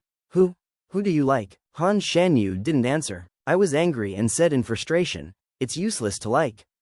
It's useless. The one who has to marry you is me. From now on, you are only allowed to like me. After saying that, I angrily turned around and left. Walking under the eaves, my heart was still not satisfied. I turned around and stomped my feet, fiercely snorted at her. After we get married, you are not allowed to like anyone else. I seemed to care more about Han Shanyu having someone in her heart than I had imagined. After the initial anger, my heart felt extremely uncomfortable, like being pricked by needles. The pain was so numb. I was absolutely certain that I liked her. From the first time I saw her, from the time she hugged me with her ears full of blood, leaving that small courtyard. From the first time she taught me to write. The 6 locusts are high and the willows are still new. The wind blows so hard that they enter the mysterious. From the time she spoiled me to play with water, and she would sit by the charcoal stove in the hallway to peel cloth for me to eat. From the time I told her, the wind and rain are like a hurry, the rooster sings but does not work, I see a gentleman, the clouds do not rejoice. From the time I couldn't help but kiss her, both cheeks turned red. I liked her more than I had imagined, regardless of whether she was male or female, human or ghost, I was willing to accept. But she said she already had someone in her heart. I was really sad. Until the day of the wedding I did not take the initiative to look for her. The wedding of the head of the Han family was held solemnly and bustlingly. In March, spring came, hundreds of flowers bloomed. Everywhere in the mansion were hung lanterns and flowers, guests were crowded, the governor's office of the 2 prefectures of Gaoshan Dao were all someone came to attend. I wore a crimson wedding dress, in the deafening sound of firecrackers, stepped over the fire basin, and bowed to Han Shanyu to marry her. After that, I waited for her in the bridal chamber. The sky was already dark, The red candles were burning. I covered myself with a veil, waiting for a long time but still did not see her come. It was not until a Shin walked in, stammering to me. The guests outside have not dispersed yet. The Lord is drunk. Tell the madam to rest first. No need to wait for him. I threw off the veil, feeling resentful in my heart. I did not believe a Shin's words at all. I waited for another half an hour, still no one came. I pursed my lips tightly. The feelings of sadness that had accumulated in my heart for so long had reached their limit. I stood up, determined to go find her. A Shin and the maids wanted to stop me, but quickly shouted that no, there were no such rules. I asked Ah Shin, then is there any reason to leave me alone on our wedding night? Ah Shin is now a woman over 40 years old, much older than before. She is the one who watched me grow up. Her feelings for me will of course be different. Ah Shin quietly stopped the maids who still wanted to stop me. I walked straight through the corridor, to Wei Feng Inn. Sure enough, Han Shan Yu was here. The so-called drunkenness was just an excuse. Her health was not good. Except for Zhang Niang's osmanthus wine, she basically did not drink alcohol. It was late at night, the room was lit with bright lights.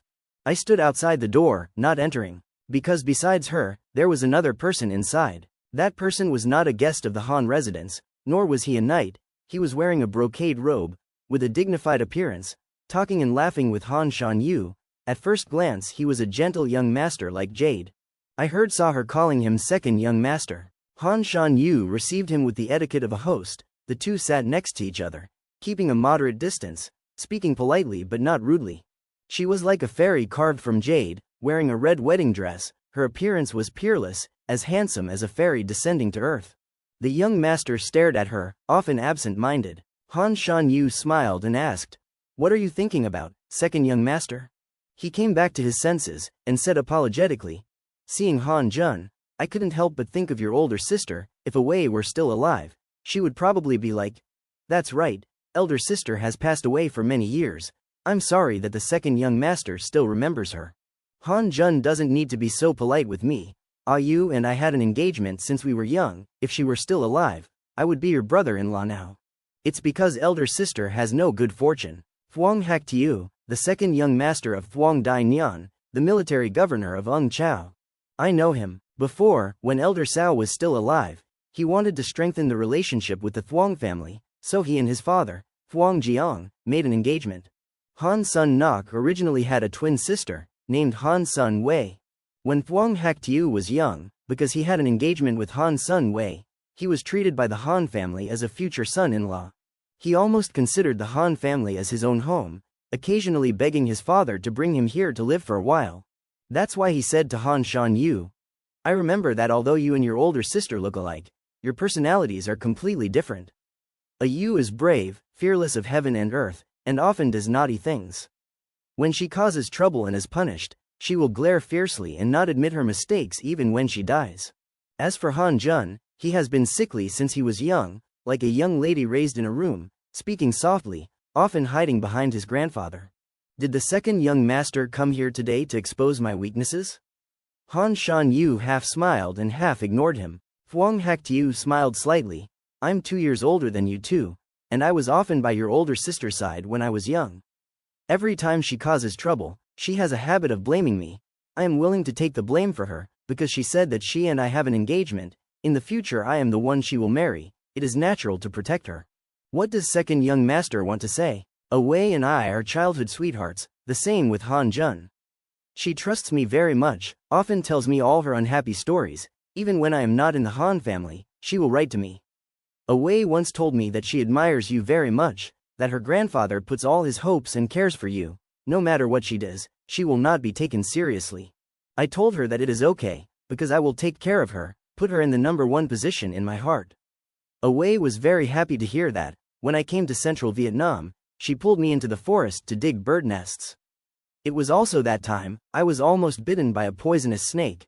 Wei caught the snake with her bare hands, but it bit her wrist, almost losing her life. Childhood feelings are truly unforgettable. Elder sister has passed away for many years, but the second young master still remembers these things clearly. It is truly touching. Han Shanyu politely interrupted him. "I heard that Uncle Chang's body is not well. It is rare for second young master to come here today. Another day you will definitely come to the mansion to pay a visit, hoping that Uncle Chang will recover soon." Chang Hexiao was not a fool, he definitely realized the distant meaning in her words. But he did not know what he was thinking, his expression was calm, he opened his mouth and asked, Han Jun, can you tell me where the scar on your wrist came from? Han Shanyu raised his eyebrows, raised his right hand, revealing a small scar on his wrist.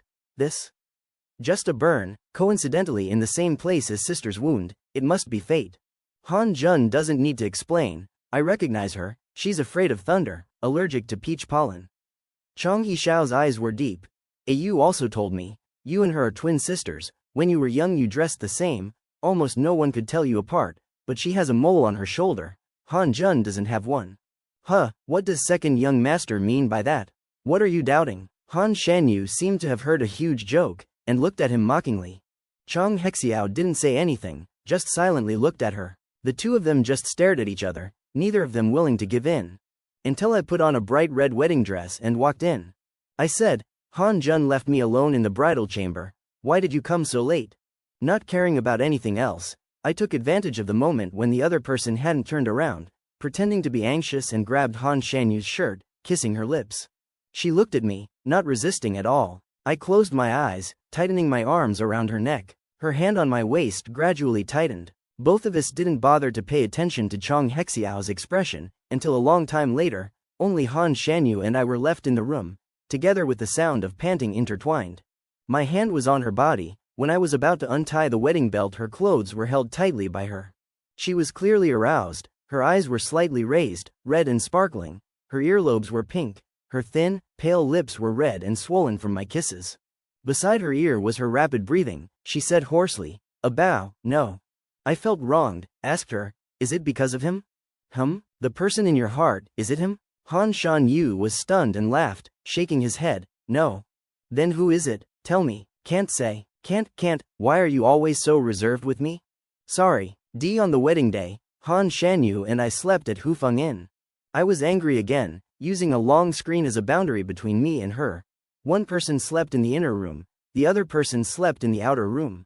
I tossed and turned, unable to sleep, as if rice paper was being grilled on the bed. On the other side, Han Shanyu did not make any movement.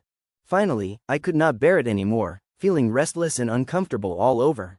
Putting my feet down on the bed, I angrily walked past the screen, standing in front of Han Shanyu. Sure enough, she immediately opened her eyes, frowning slightly, Bao. She only had time to call my name, because I had lifted my feet up on the bed, sitting on her. Under her surprised gaze, I once again kissed her lips. On the head of the bed, a small lamp emitted a faint light. She wanted to push me away, I bit her, then buried my head in her neck, mumbled, Han Shan Yu. The hand on my shoulder paused for a moment. I called again, Han Shan Yu. Her hand was grabbed by me. I looked into her eyes, calling her name over and over again. She no longer refused me, her expression gentle, slowly closing her eyes. Bao, I don't have much longer to live, I shouldn't waste you. Her eyes were wet, the corners of her eyelashes were filled with tears. My heart suddenly ached, I hugged her tightly, and said in her ear, "Life is short, we should enjoy it in time, so don't refuse me." I took off the shirt on her shoulder. Sure enough there was a small mole there, along with endless spring scenery. I leaned my forehead against hers, blushing and said, "The book doesn't say how women consummate their marriage, but I will find out for myself, Han Shan Yu, we will be very happy." Han Shan Yu opened her eyes and looked at me. Her originally deep eyes were now extremely gentle, reaching out to press my head down. Little fool. Han Shan Yu was Han Shan Yu, the nephew that old Master Gao wanted to sacrifice at all costs to save, drowned at the age of 8. From then on, the boy's older sister, Han Shan Yu, dressed as a man and became a young master. Fuang Haktiu was right, Han Shan Yu was really too well protected by his grandfather, and became a child with a weak personality. As for Han Shan Yu, she was smart, brave, resilient and unyielding, who knows how many times stronger than her younger brother. She could shoulder the Han family more than Han Shan Yu. But just because of her status as a woman, old Master Gao did not value her, and even frowned at her competitive nature many times. Because her mother was a competitive woman. That competitive woman was not at all content with her position. She was the daughter of an escort. After giving birth to a pair of sons and daughters, she insisted on fulfilling her father's last wish, and re-hanging the flag of their escort agency. Old Master Gao's son once worked as an escort with her, and both husband and wife were murdered by the enemy at the same time. Therefore, the more Han Shan Yu longed for her grandfather's recognition, the more it backfired, causing him to hate her. In the end, she also hated her younger brother Han Shan Yu, believing that if it weren't for him, her grandfather definitely wouldn't have treated her like this. Perhaps it was because she showed too much hostility after Han Shanyu accidentally fell into the water, although she risked her life to save him, but later her grandfather still suspected that she pushed her younger brother down. The two children were the same age. After falling into the water, they both became seriously ill. Zich Chau disappeared into thin air. Elder Cao invited the Medicine King into the mansion. That old man with white hair and beard had excellent medical skills. He was a hidden expert. He shook his head and said that the young master was already sick. He was afraid that he could not be saved anymore. But in his hand he had 3 Gui Yuan Dan. Only these 3 pills were the result of his life's work. Taking all 3 pills could save the little girl's life. Elder Cao refused, insisting on giving the 3 pills to his grandson who could not be saved. Medicine King sighed, shook his head and said that if he did that, he would lose both of his grandchildren. 1 pill was given, but it had no effect. Another pill was given, but there was still no reaction. But the little girl woke up from her coma, and upon hearing this, she desperately crawled to her grandfather. She didn't want to die, and cried and begged her grandfather to save her. She begged him for a long, long time, until she was desperate, and then fainted again. And her grandfather finally agreed to give her the remaining pill, because her younger brother had passed away that night. Her fate was not to die. From then on, Han Shan Yu became Han Shan Yu. Because she could only take 1 pill, her body had always been not good. Especially in recent years, she clearly felt that her health was deteriorating. According to the plan of a guest in the mansion, she needed to use the azure pearl that could stop the corpse from decomposing to delay her body from gradually dying, even though doing so would cause her to endure the pain caused by the azure pearl suppressing the corpse. Han Shan Yu was a living person, and also a woman. But she was a woman destined to die. After when we made love, I put on a thin layer of clothing and pressed my ear against her chest. The sound of my heartbeat still echoed steadily. Her hair was like a waterfall, silently looking at me. Her light brown eyes were elegant like mist, still beautiful enough to move the heart. Her hand caressed my face. Her voice whispered, "Abao, I am sorry to you. If I am no longer here, how will you take care of yourself?" I turned around and lay down with her, close to her, pressing against her neck. "It is I who am sorry to you. If that year my father brought Zich Chau to the Han family, Han's son Nog would not have died. Those 3 pills would have been given to you. You would still be smart and strong, and you could still marry the person you love." Han Shan Yu smiled. She said, "Little fool, you don't understand me at all, nor do you understand my grandfather. If that red pearl had appeared that year, there would be no Medicine King entering the palace. He would have suspected that I had attacked my younger brother, so he wouldn't have thought of using 100 buckets of pearls to save my life. I don't understand. Elder Gao is highly respected and virtuous. He is clearly a good person." "That's right, he is a good person, but he doesn't love me. In this world other than you, no one loves me." "I don't believe it. The young master of the Chong family is your childhood sweetheart, and we even have a marriage contract." Chong Yi Shao, childhood affection can't be called love. Moreover, it's been so many years, it has long since faded away. Humph, he definitely still has you in his heart, otherwise he wouldn't have said those words today. That year, when he heard the news of my death, he was indeed heartbroken for a while. Then, when he was 17, he got married. Now, he has a beautiful wife and beautiful concubines, and many children. Do you think that he still has me in his heart? Han Shan Yu laughed out loud and teased, "I would rather believe that he wants to harm me." "He wants to harm you? I was just joking. There are many people who want to harm me. It's not just him. Ah Bao, you must remember that human nature is a mixture of good and evil. In this world, never trust anyone. But, I trust Han Shan Yu." "Well, you fool, you can trust me." The wedding night between Han Shan Yu and I was indeed very happy. We were honest with each other, hugging each other naked and sleeping. The next day when I woke up, the sun was already 3 poles high. And a shocking incident happened in the mansion. Jia Niang was nowhere to be seen. The one who disappeared with her was Yun Zhou. Yun Zhou was a young guard with a handsome appearance, who would bring spring water from the mountain to Jia Niang every autumn. Unexpectedly, he was a spy who infiltrated the Han mansion. 3 months ago, he used a swallow to deliver a letter, passing some news from the Han family's pearl farm outside. That swallow was shot down. Han Shan Yu imprisoned him in a dark dungeon, used torture to interrogate him, and forced him to ask about his background. Who would have thought? Well, his mouth was sealed shut, he would rather die than say anything. It wasn't that he didn't say anything at all, he said that even if he died, he wouldn't say anything, he would rather die happily like this. From coercion to bribery, Han Shan Yu was determined to use all kinds of tricks, until he was dying, really about to die. Jia Niang begged for him again, making Han Shan Yu angry. She told me, since she was little, Jia Niang had been by her side serving her. The two of them were the same age, growing up together. Later, Han Shan Yu became Han Shan Yu. Elder Gao said that his granddaughter had died, and chased away all the people around her. Only Jia Niang, who was originally an orphan, was brought into the mansion, and had very deep feelings for the young lady, and didn't want to leave.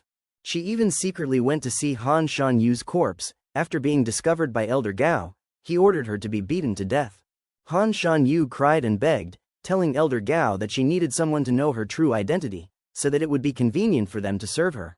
Therefore, Jia Niang had her throat filled with mute medicine, destroying her vocal cords, and she became mute. Later, under the strict teachings of her grandfather, Han Shan Yu acquired a cold, hard heart and brilliant methods. But Jia Niang, to her, still had a special position. Who could have expected that now Jia Niang would risk her life and betray the Han family for a Yunzhou? Han Shan Yu smiled. She said to me, "See, Bao, I told you, never trust anyone in this world." The Han residence's defenses were extremely strict, even though on the night of our wedding, the guests passing by gave Jia Niang a chance, but with just her alone, there was no way to save the injured Yunzhou.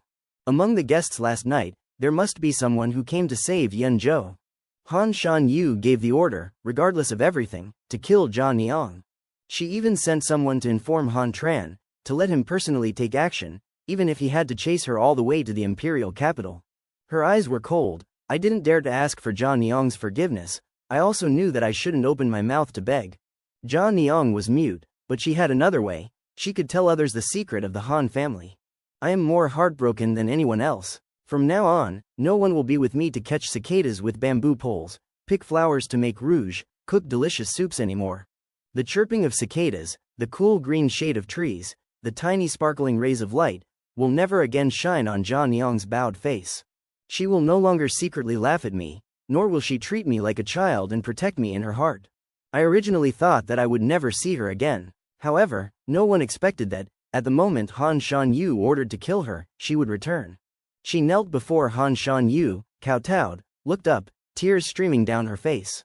That's right, she loved Yunzhou. In her belly, she even carried his blood. She helped him escape, but she was determined to return to the Han family. Han Shanyue sneered. Do you think that since you've returned, you won't die? Jia Niang shook her head. She signaled to Han Shanyue. She didn't know anything, and didn't say a word. She never revealed anything about the Han family to Yunzhou, and she wouldn't tell us who Yunzhou really was. Because she really didn't know, and didn't want to know. Jia Niang, I won't trust you anymore. Han Shanyue looked at her with pity, and curled her lips into a smile. I've already said, except for that spy, I can help you make anyone you like happen, but when you saved him, you betrayed me. Jia Niang closed her eyes, accepting her fate. She was pregnant. Han Shan Yu did not kill her immediately. She said that the Han family really needed a child. This child must be born by me. 8 months later, I started pretending to vomit, liked to eat sour food, then stuffed pillows into my clothes. 8 months later, I pretended to be frightened and gave birth prematurely, giving birth to a child. The daughter of the Han family's head, Han Lingyi. I originally thought that Han Shan Yu would leave a secret plan, ensuring that the child I gave birth to would be a boy. In the end, she didn't mean it. She said, Bao, I'm not him. Why does the head of the Han family have to be a man? Han Shan Yu's identity is because my grandfather has prejudice against me, and because the world has prejudice against women. If that incident hadn't happened when we were young, and Han Shan Yu and I had both lived, with his ability, how could he have taken over the Han family? The world uses prejudice against me. If I also use prejudice against Ling Yi, then what's the difference between me and them? The shackles need to be broken. I may not have that chance, but I hope Ling Yi does. The world oppressed her, enduring all the falling bricks and dust. She was still alone, never truly standing up. But Han Ling Yi could stand up. Beside her were Han Shan Yu, Hu Bao, and Jia Niang. After Ling Yi was born, Jia Niang originally intended to commit suicide. I said to Han Shan Yu, little Ling Yi needs to suckle. I don't have it, do you? Han Shan Yu. After that, under my request, Jia Niang became little Ling Yi's wet nurse, specifically responsible for taking care of our child. As Han Shan Yu said, she hoped that Han Ling Yi would have the chance to break the shackles, so she was using all her strength to stabilize the situation of Gao Shandao. The capital was stormy and treacherous. The emperor had always intended to build rebuilding Mi Chuan. This is a very dangerous signal. The two governors of Gao Shandao, along with the small local officials, are still officials of the imperial court, and must obey the orders of the imperial court. Although they and the Han family have always had a very good personal relationship. Han Shan Yu smiled. She said to me, "What is a personal relationship?" "It's just a feeling gained from the pearls. The pearl farm is owned by the Han family, but every year they still give them a lot of benefits. If it weren't for just relying on the ancestral land, how could the Han family have such a strong influence in Gao Shandao? Nowadays, when the situation is stable, everyone is friends. In reality, if it's not favorable, they will turn around and take your life right away." Han Shanyue understood human nature. She had always been suspicious. That spy named Yunzhou used a swallow to send news from the Han family pearl farm out. It could only be someone from the capital or someone sent by the two prefectures. Since they were so interested in the Han family pearl farm, Han Shanyue did not hide it anymore. She used the name of a banquet to invite the Guangzhou prefect Wu Shichang and the Yangzhou prefect Changjiang to the mansion. Since the beginning of spring until now, Changjiang's health had not been good. The people who came to the banquet were his two sons, Chang Yining and Chang Shao. At the banquet, Han Shanyue discussed with them, in addition to the rules that her grandfather had set before, she was willing to take 5 parts of the benefits, inviting them to jointly look after all the pearl farms in Gaoshan Road, and station troops there. These words not only surprised them, even I was scared. The Han family has more than 100 large and small pearl farms. If they send soldiers to station them, it would be like handing over the pearl farms to them.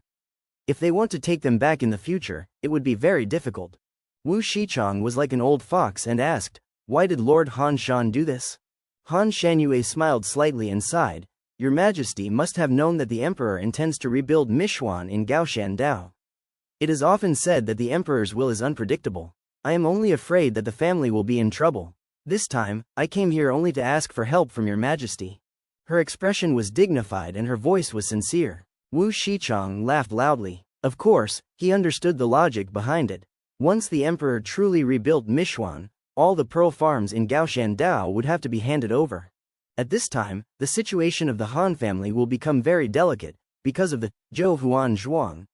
The Emperor may find an opportunity to attack the Han family first, then take back the pearl farm properly. If there were 2 Zhou Jiedushi who sent troops to station, the situation would be different.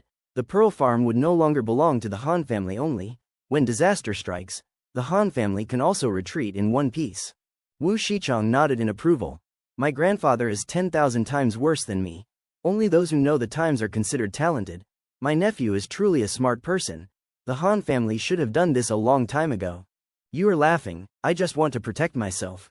Han Shan Yu clasped her hands and bowed to him, her attitude respectful. It was already dark. Wu Shichang drank a good meal of wine, got drunk and stayed at the Han family for the night. The two brothers, Chang Yining and Chang Shao, said they wanted to report this matter to their father, so they did not stay long. When Thuong Hak Tiu was about to leave, he turned his head to look at Han Sun Wei deeply, his eyes filled with longing. That night, I was angry, bit Han Sun Wei's shoulder, and refused to let go. She let out a soft groan, reached out to touch my face, and said with a smile, "Are you a dog? Can you eat this vinegar too?" I let go of my mouth, and looked at her with dissatisfaction. "You're lying, he clearly has intentions towards you." "So what, a bow, I just want to be with you." She really knew how to grasp my weakness, lifted my chin, her lips barely touched mine, and her voice was hoarse. I couldn't control myself at all, and directly pressed her down under me. Han Sun Wei laughed out loud. "You've worked hard for a bow." Autumn passed and winter came, and Ling Yi was already 2 years old.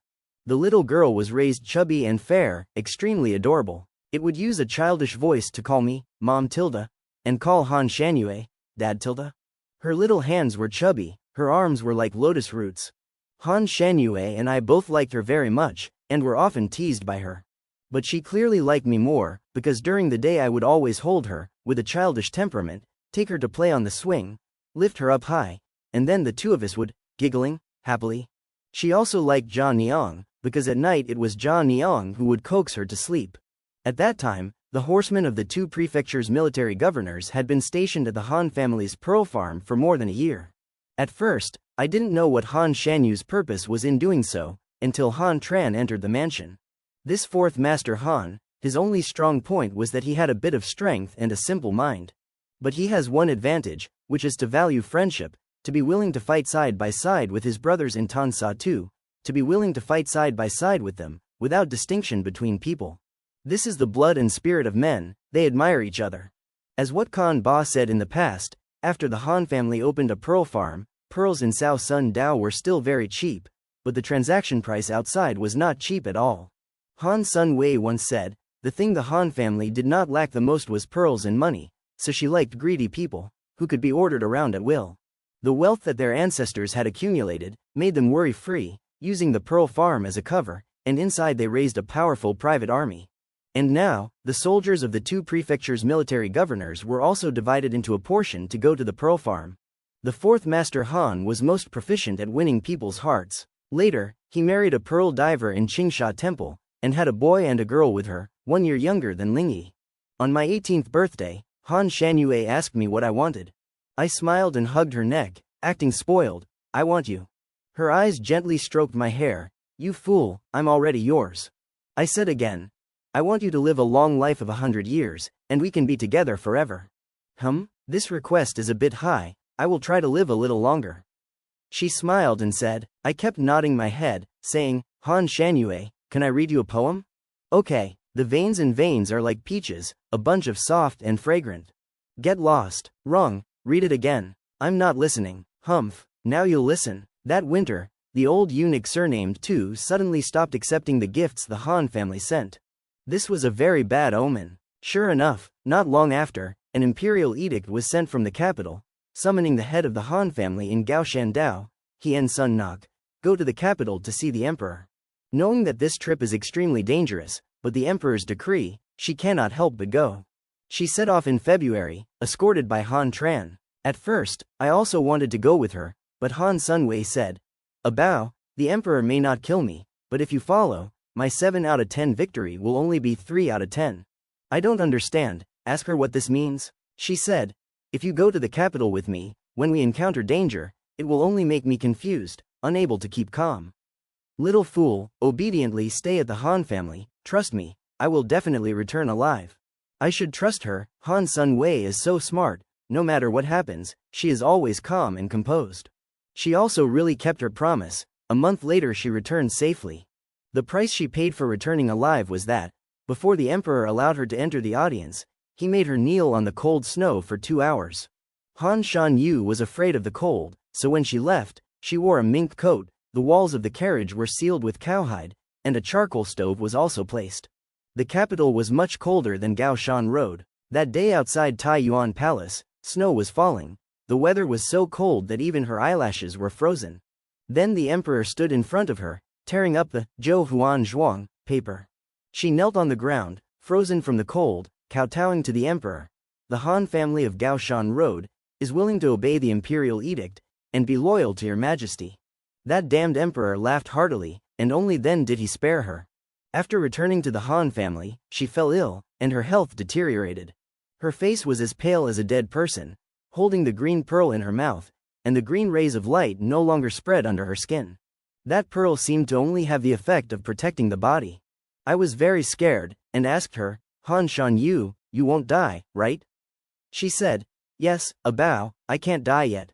She couldn't die yet, because the emperor had sent someone here, declaring the order to rebuild Mi Suyen. Along with the group of people from the capital, there was also that old eunuch surnamed Shu. That old fox, who had received the favor of the Han family for so many years, still kept a smiling face, saying to Han Shan Yu, rebuilding Mi Suyen is a good thing. It won't affect the status of the Han family. You are really too stupid, it's just killing a few commoners. Why do you have to confront the emperor over and over again because of them? The rainy spring day gradually warmed up. Han Shan Yu was still wearing a cloak, her eyebrows and eyes were cold, just like the first time they met. Her jet black hair like crow feathers was neatly tied up with a jade hairpin. It was just that her sickly complexion was too obvious. Her lips were pale and bloodless. She said to eunuch Shu, Eunuch is right. After going to the capital, I saw the situation clearly. I was foolish before. Eunuch Chau was the top eunuch in the court, highly regarded by the emperor, but Gao Shandao was mostly barren land, and he was already old, so this time he was willing to personally come here, which really made people puzzled. Han Shangyue quickly learned the reason behind it. She used the excuse of handing over the pearl farm to hold a banquet to entertain Eunuch Chau and the two governors of Gao Shandao. The governor of Yangzhou Chongjiang had been ill for half a year, and the one who came was his eldest son, Chong Henning. After Michuan was built, the soldiers supervising the pearl farm would be managed by the imperial court, and at this banquet, except for Han Shangyue, the rest were all from the imperial court. During the banquet, the dancers danced gracefully. The music was melodious. Eunuch Chau was invited to sit in the upper seat, and was flattered by everyone. He was very pleased, telling Han Shangyue, the emperor was determined to rebuild Michuan, precisely because of that legendary Qizhou. Dongzhou, Qingzhou could be found, but Qizhou was hard to find. He was loyal to the emperor. This time he came to help the emperor fulfill his wish. Han Shangyue smiled. She understood Eunuch Chau's hypocrisy. The emperor was not yet 30 years old. He was not in a hurry to rebuild Michuan. This too, who was already old, a eunuch, to be able to climb to his current position, greed was of course indispensable. With endless glory and wealth, how could he bear to die? Speaking of Qizhou, Wu Shichong and Chong Henning were both stunned. Chong Henning told Eunuch Chau, Qizhou was just a legend. Eunuchs should not believe in this kind of rumor. The eunuch glanced at Han Shanyu with a meaningful expression, then said, whether there is a red pearl in this world or not, Han Shanjun should be the one who knows best. I heard that 10 years ago, the Han family sent 3,000 people to go deep into the sea at night to search for pearls, hiding it from the world. What was the reason for this? This was the Han family's secret. The pearl mining camp in Gao Shandao was controlled by the Han family. This secret matter was no one should know. Han Shangyue smiled slightly, calmly facing their gazes, making it difficult for people to guess her true feelings. Eunuch already knows. Han family also does not hide it. Those 3,000 dead soldiers, of course they went for Qizhou. Oh, then can they find it? Can't find it, because in this world there is no Qizhou, there will never be a Qizhou. The sea area of Chau Nei under the reefs has been considered a forbidden area by Han family for many years. Han Shangyue said, she was weak since she was young, her grandfather wanted to prolong her life, always did not give up searching for Qizhou. Han family has the most talented team of divers. Those brave warriors used their lives to exchange, finally concluding a truth. The so-called Kai Chau is the egg born from the deep-sea monster named Hai Hua Thuong. Hai Hua Thuong is a monster that lives in the deep sea, with a human head and a turtle body, and a red body. They are brutal, bloodthirsty, and ferocious. Because it is extremely difficult to reproduce, they will tear those who invade their territory into pieces. They hate humans, are very sensitive to the smell of humans, and will have murderous intentions even if they are very far away. Kai Chau revives the dead? How ridiculous! The thing that is revived is not a human at all, it is just the egg of a sea monster, parasitizing in human skin. That is also the reason why the Han family later sealed off the sea area and lost interest in Kai Chau. Han Shanyu's words not only surprised them, but even I was stunned, looking at her with a pale face. The eunuch clearly did not believe it, his face darkened, and was about to open his mouth when Han Shanyu spoke again. Although the Kai Zhou is fake, the Han family does indeed have a longevity medicine, presented by a guest in the mansion. I want to give it to the eunuch. I hope the eunuch will accept it. Perhaps because this was a precious medicine, Han Shanyu stood up herself, she picked up the wooden box on the low table, and walked towards the eunuch. Then she raised both hands, respectfully presenting it to him. The eunuch reached out, opened the wooden box, and then looked stunned. Inside was a 3-foot-long dagger. Before he could react, Han Shanyu quickly grabbed the dagger and stabbed him hard. She acted so quickly, her expression was cruel, and the corner of her mouth still held a smile. Suddenly, the banquet was filled with panicked screams, the sound of swords being drawn continuously. Wu Shichong was the first to stand up. Han Shanyu. You dare to assassinate Eunuch Chau? You want to rebel? As soon as he finished speaking, his head was already separated from his neck. Han Tran, the fourth master of Han, had already prepared himself, blood was splattered on his face. He quickly controlled the situation, holding his sword to Chong He Ning's neck. Han Shanyu looked at him, slowly saying, Eunuch Chau and Wu Shichong are dead. Now tell me, will Yangzhou rebel or not? Sweat broke out on Chang He Ning's forehead, gritting his teeth and saying, "The imperial court will quickly send troops. With just this little bit of military force from Gaoshan Dao, it's just courting death. What if the Donghu people take advantage of the situation and enter?" "Han Shanyue, you dare to collude with the Hu people. I only asked if you would rebel or not. You answered with an oath to die without following. I praised you for having guts, then let you die happily. Isn't that refreshing?" Han Shan Yu was still holding that blood-stained dagger in her hand, and placed it right into his stomach.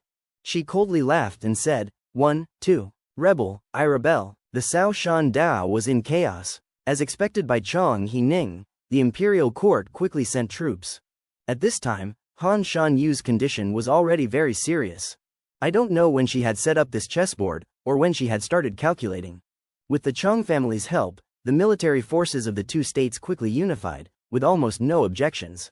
The death of eunuch Shu did not know how many people liked it. The emperor was immoral. At the first step of rebellion, Cao Shan Dao won the hearts of the people. Then the Donghu people conquered the northern fortresses, and rebel armies began to appear everywhere. Han Shan Yu was very optimistic about this. The cinnamon trees in the courtyard gave off a fragrant scent. I sat with her under the eaves. She wore a mink coat, tiredly leaning her head on my shoulder. "If I don't go to the capital, I won't be able to lure that eunuch here. If he doesn't come, how can I kill him? Ah Bao, in this life I have ordered the killing of many people, and many people have died because of me, although there is a painful and helpless feeling, but in the end it is still a deep sin. Now eunuch Shu died in my hands. Do you think that in the future, people like the Crown Prince of Cheng will forgive me? No, because I don't want you to meet him. Idiot, everyone will die. If I can live long, I will definitely not be inferior to any man in this world. What can I do? The world is so stupid. You are my enemy, but I have never regretted anything I have done. Han Shan Yu, you protect Gao Shan Dao. I will protect you in the future, okay?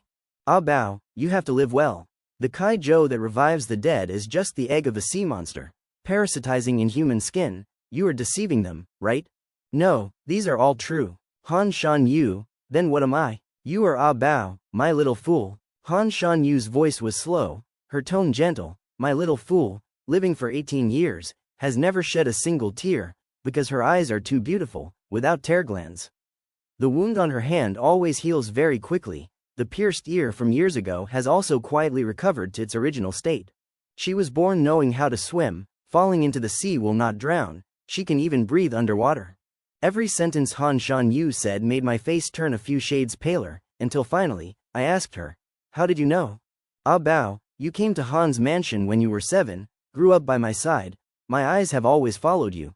How could I not discover these unusual things?" "You don't dare to say it, because you're afraid of being seen as a monster?"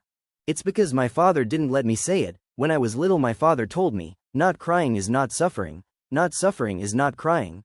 Wounds heal quickly, and being born knowing how to swim, are not terrible things. It's just that if people find out it will be very troublesome, so I have to be good, be a normal child. I am just a normal child," I said in panic.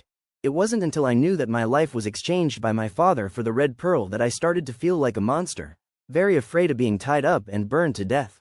Han Shan Yu, are you afraid of me? Don't be afraid of me, okay? Regardless of whether I'm a human or a monster, I've never harmed anyone. Ah Bao, I know, if you're a human then you're my Ah Bao, if you're a monster then you're my little monster. Don't be afraid, I'm still here. Han Shan Yu pressed her forehead against mine, paused for a moment, and then said, "If I'm gone, you don't need to be afraid. The Han family will definitely protect you." Han Shan Yu did not survive past the end of that year. She was really tired, and her deep sleep became longer and longer. She finally passed away in her deep sleep, before Ling Yi disappeared. At that time, Gao Shan Dao, under the leadership of the fourth master Han and the two brothers of the Chong family, defeated the imperial army. The emperor in the capital was in turmoil, and the situation everywhere was out of control. Han Tran was first appointed as a general by a group of soldiers, and then directly raised the flag, planning to establish himself as the king of Gao Shan Dao. This was Han Shan Yu's idea. Sitting still and waiting to die could only mean locking herself in prison. People are born in shackles, and once they escape from those shackles, they will eventually become invincible. She said she could finally rest assured to hand over the Han family to her fourth uncle. She wanted Han Tran to promise her one thing: in the future, whether it was Ling Yi or his own child, the position of family head would be taken by someone capable. Han Tran agreed, his eyes were red, and he cried out her name. You, fourth uncle can do it, he will definitely do it. She was not Han Shan Yu, she was Han Shan Yu. But it was only when she was about to die that she finally regained herself. She said, fourth uncle, Yu is troubling you. Not long after Han Shan Yu died, Ling Yi and Jia Niang went missing. Some people said that during the chaos, Jia Niang secretly took her away. When Han Tran led troops to defend the city, he saw Ling Yi's corpse in the imperial camp. That year, the guard named Yun Zhou in the Han residence was the adopted son of Shu Huan. He was so heartless, mistaking Ling Yi for Han Shan Yu's son. After killing him, he tied him to the flagpole to sacrifice the flag. Ling Yi was only 3 years old. Jia Niang went crazy, holding a dagger and stabbing him. She was then shot to death by arrows. That day I wasn't there. According to Han Tran, he had cut Yun Zhou off his horse, avenging Ling Yi. The beginning of the chaos in the world was the overthrow of a cruel emperor. When there is war, there will definitely be deaths. Anyone can die, including Ling Yi. I am still Hua Bao who cannot cry, no exceptions. That year I was 19 years old. Looking back, there was no one left beside me. No father, no Han Shan Yu, no Ling Yi, and no Jia Niang. Oh, I still have Ah Shin. She is older than before, her temples have many silver strands. Fourth Master Han is not in the mansion, his wife is a pearl diver, she can ride horses with him on the battlefield, fighting for the world. Ah Shin is old, always saying she wants to go home. I can't persuade her. In the end I can only arrange the carriage and servants, give her some careful instructions, then send her back to the countryside. Ever since she left, I feel more and more trapped in the deep house, living without any regrets. Writing, painting, playing music, none of it can make me feel less lonely. So on a sunny afternoon, I went to dig up Han Shan Yu's grave. When she was buried, she had a pearl in her mouth. After half a year of burial, her body still looked alive, as if she had just died. I carried her out of the coffin. Her body was not heavy at all, and my strength was not small. I carried her like that, moving forward step by step quite lightly. Gaoshan Road was a desolate land. I carried her straight towards the Pearl Sea. Her face was pressed against my shoulder as if she was in deep sleep. I said, Han Shan Yu, I am a bit sad alone, can I read you a poem? Don't worry, this time it is not a love poem. The waves are bottomless, pearls sink to the bottom of the sea, all pearl divers lose their lives. 5 years of pearl diving, pearls have avoided. This year the pearl was fished out by the sea god. The sea god searched for pearls, all the pearls died, all the bright pearls died, the seawater was also empty. Pearls are things of the sea belongs to the god now searches for them himself, let alone people. I have never told you, since I was very young, I have longed for the sea. But my father never allowed me to go into the water. I am a good child, very obedient to adults, will not make things difficult for my father. Now everyone is gone, I decided to return to the sea to take a look. Han Shan Yu, after you died, the second son of the Chong family always came to your grave to pay respects to you. Sometimes he stayed very late, I was jealous, so I decided to dig you up and take you away. Who told you that before you died, the corners of your eyes were filled with tears, saying to me sentence after sentence, Abao, I miss you. I also miss you. So, I took her with me and went down to the deep sea together.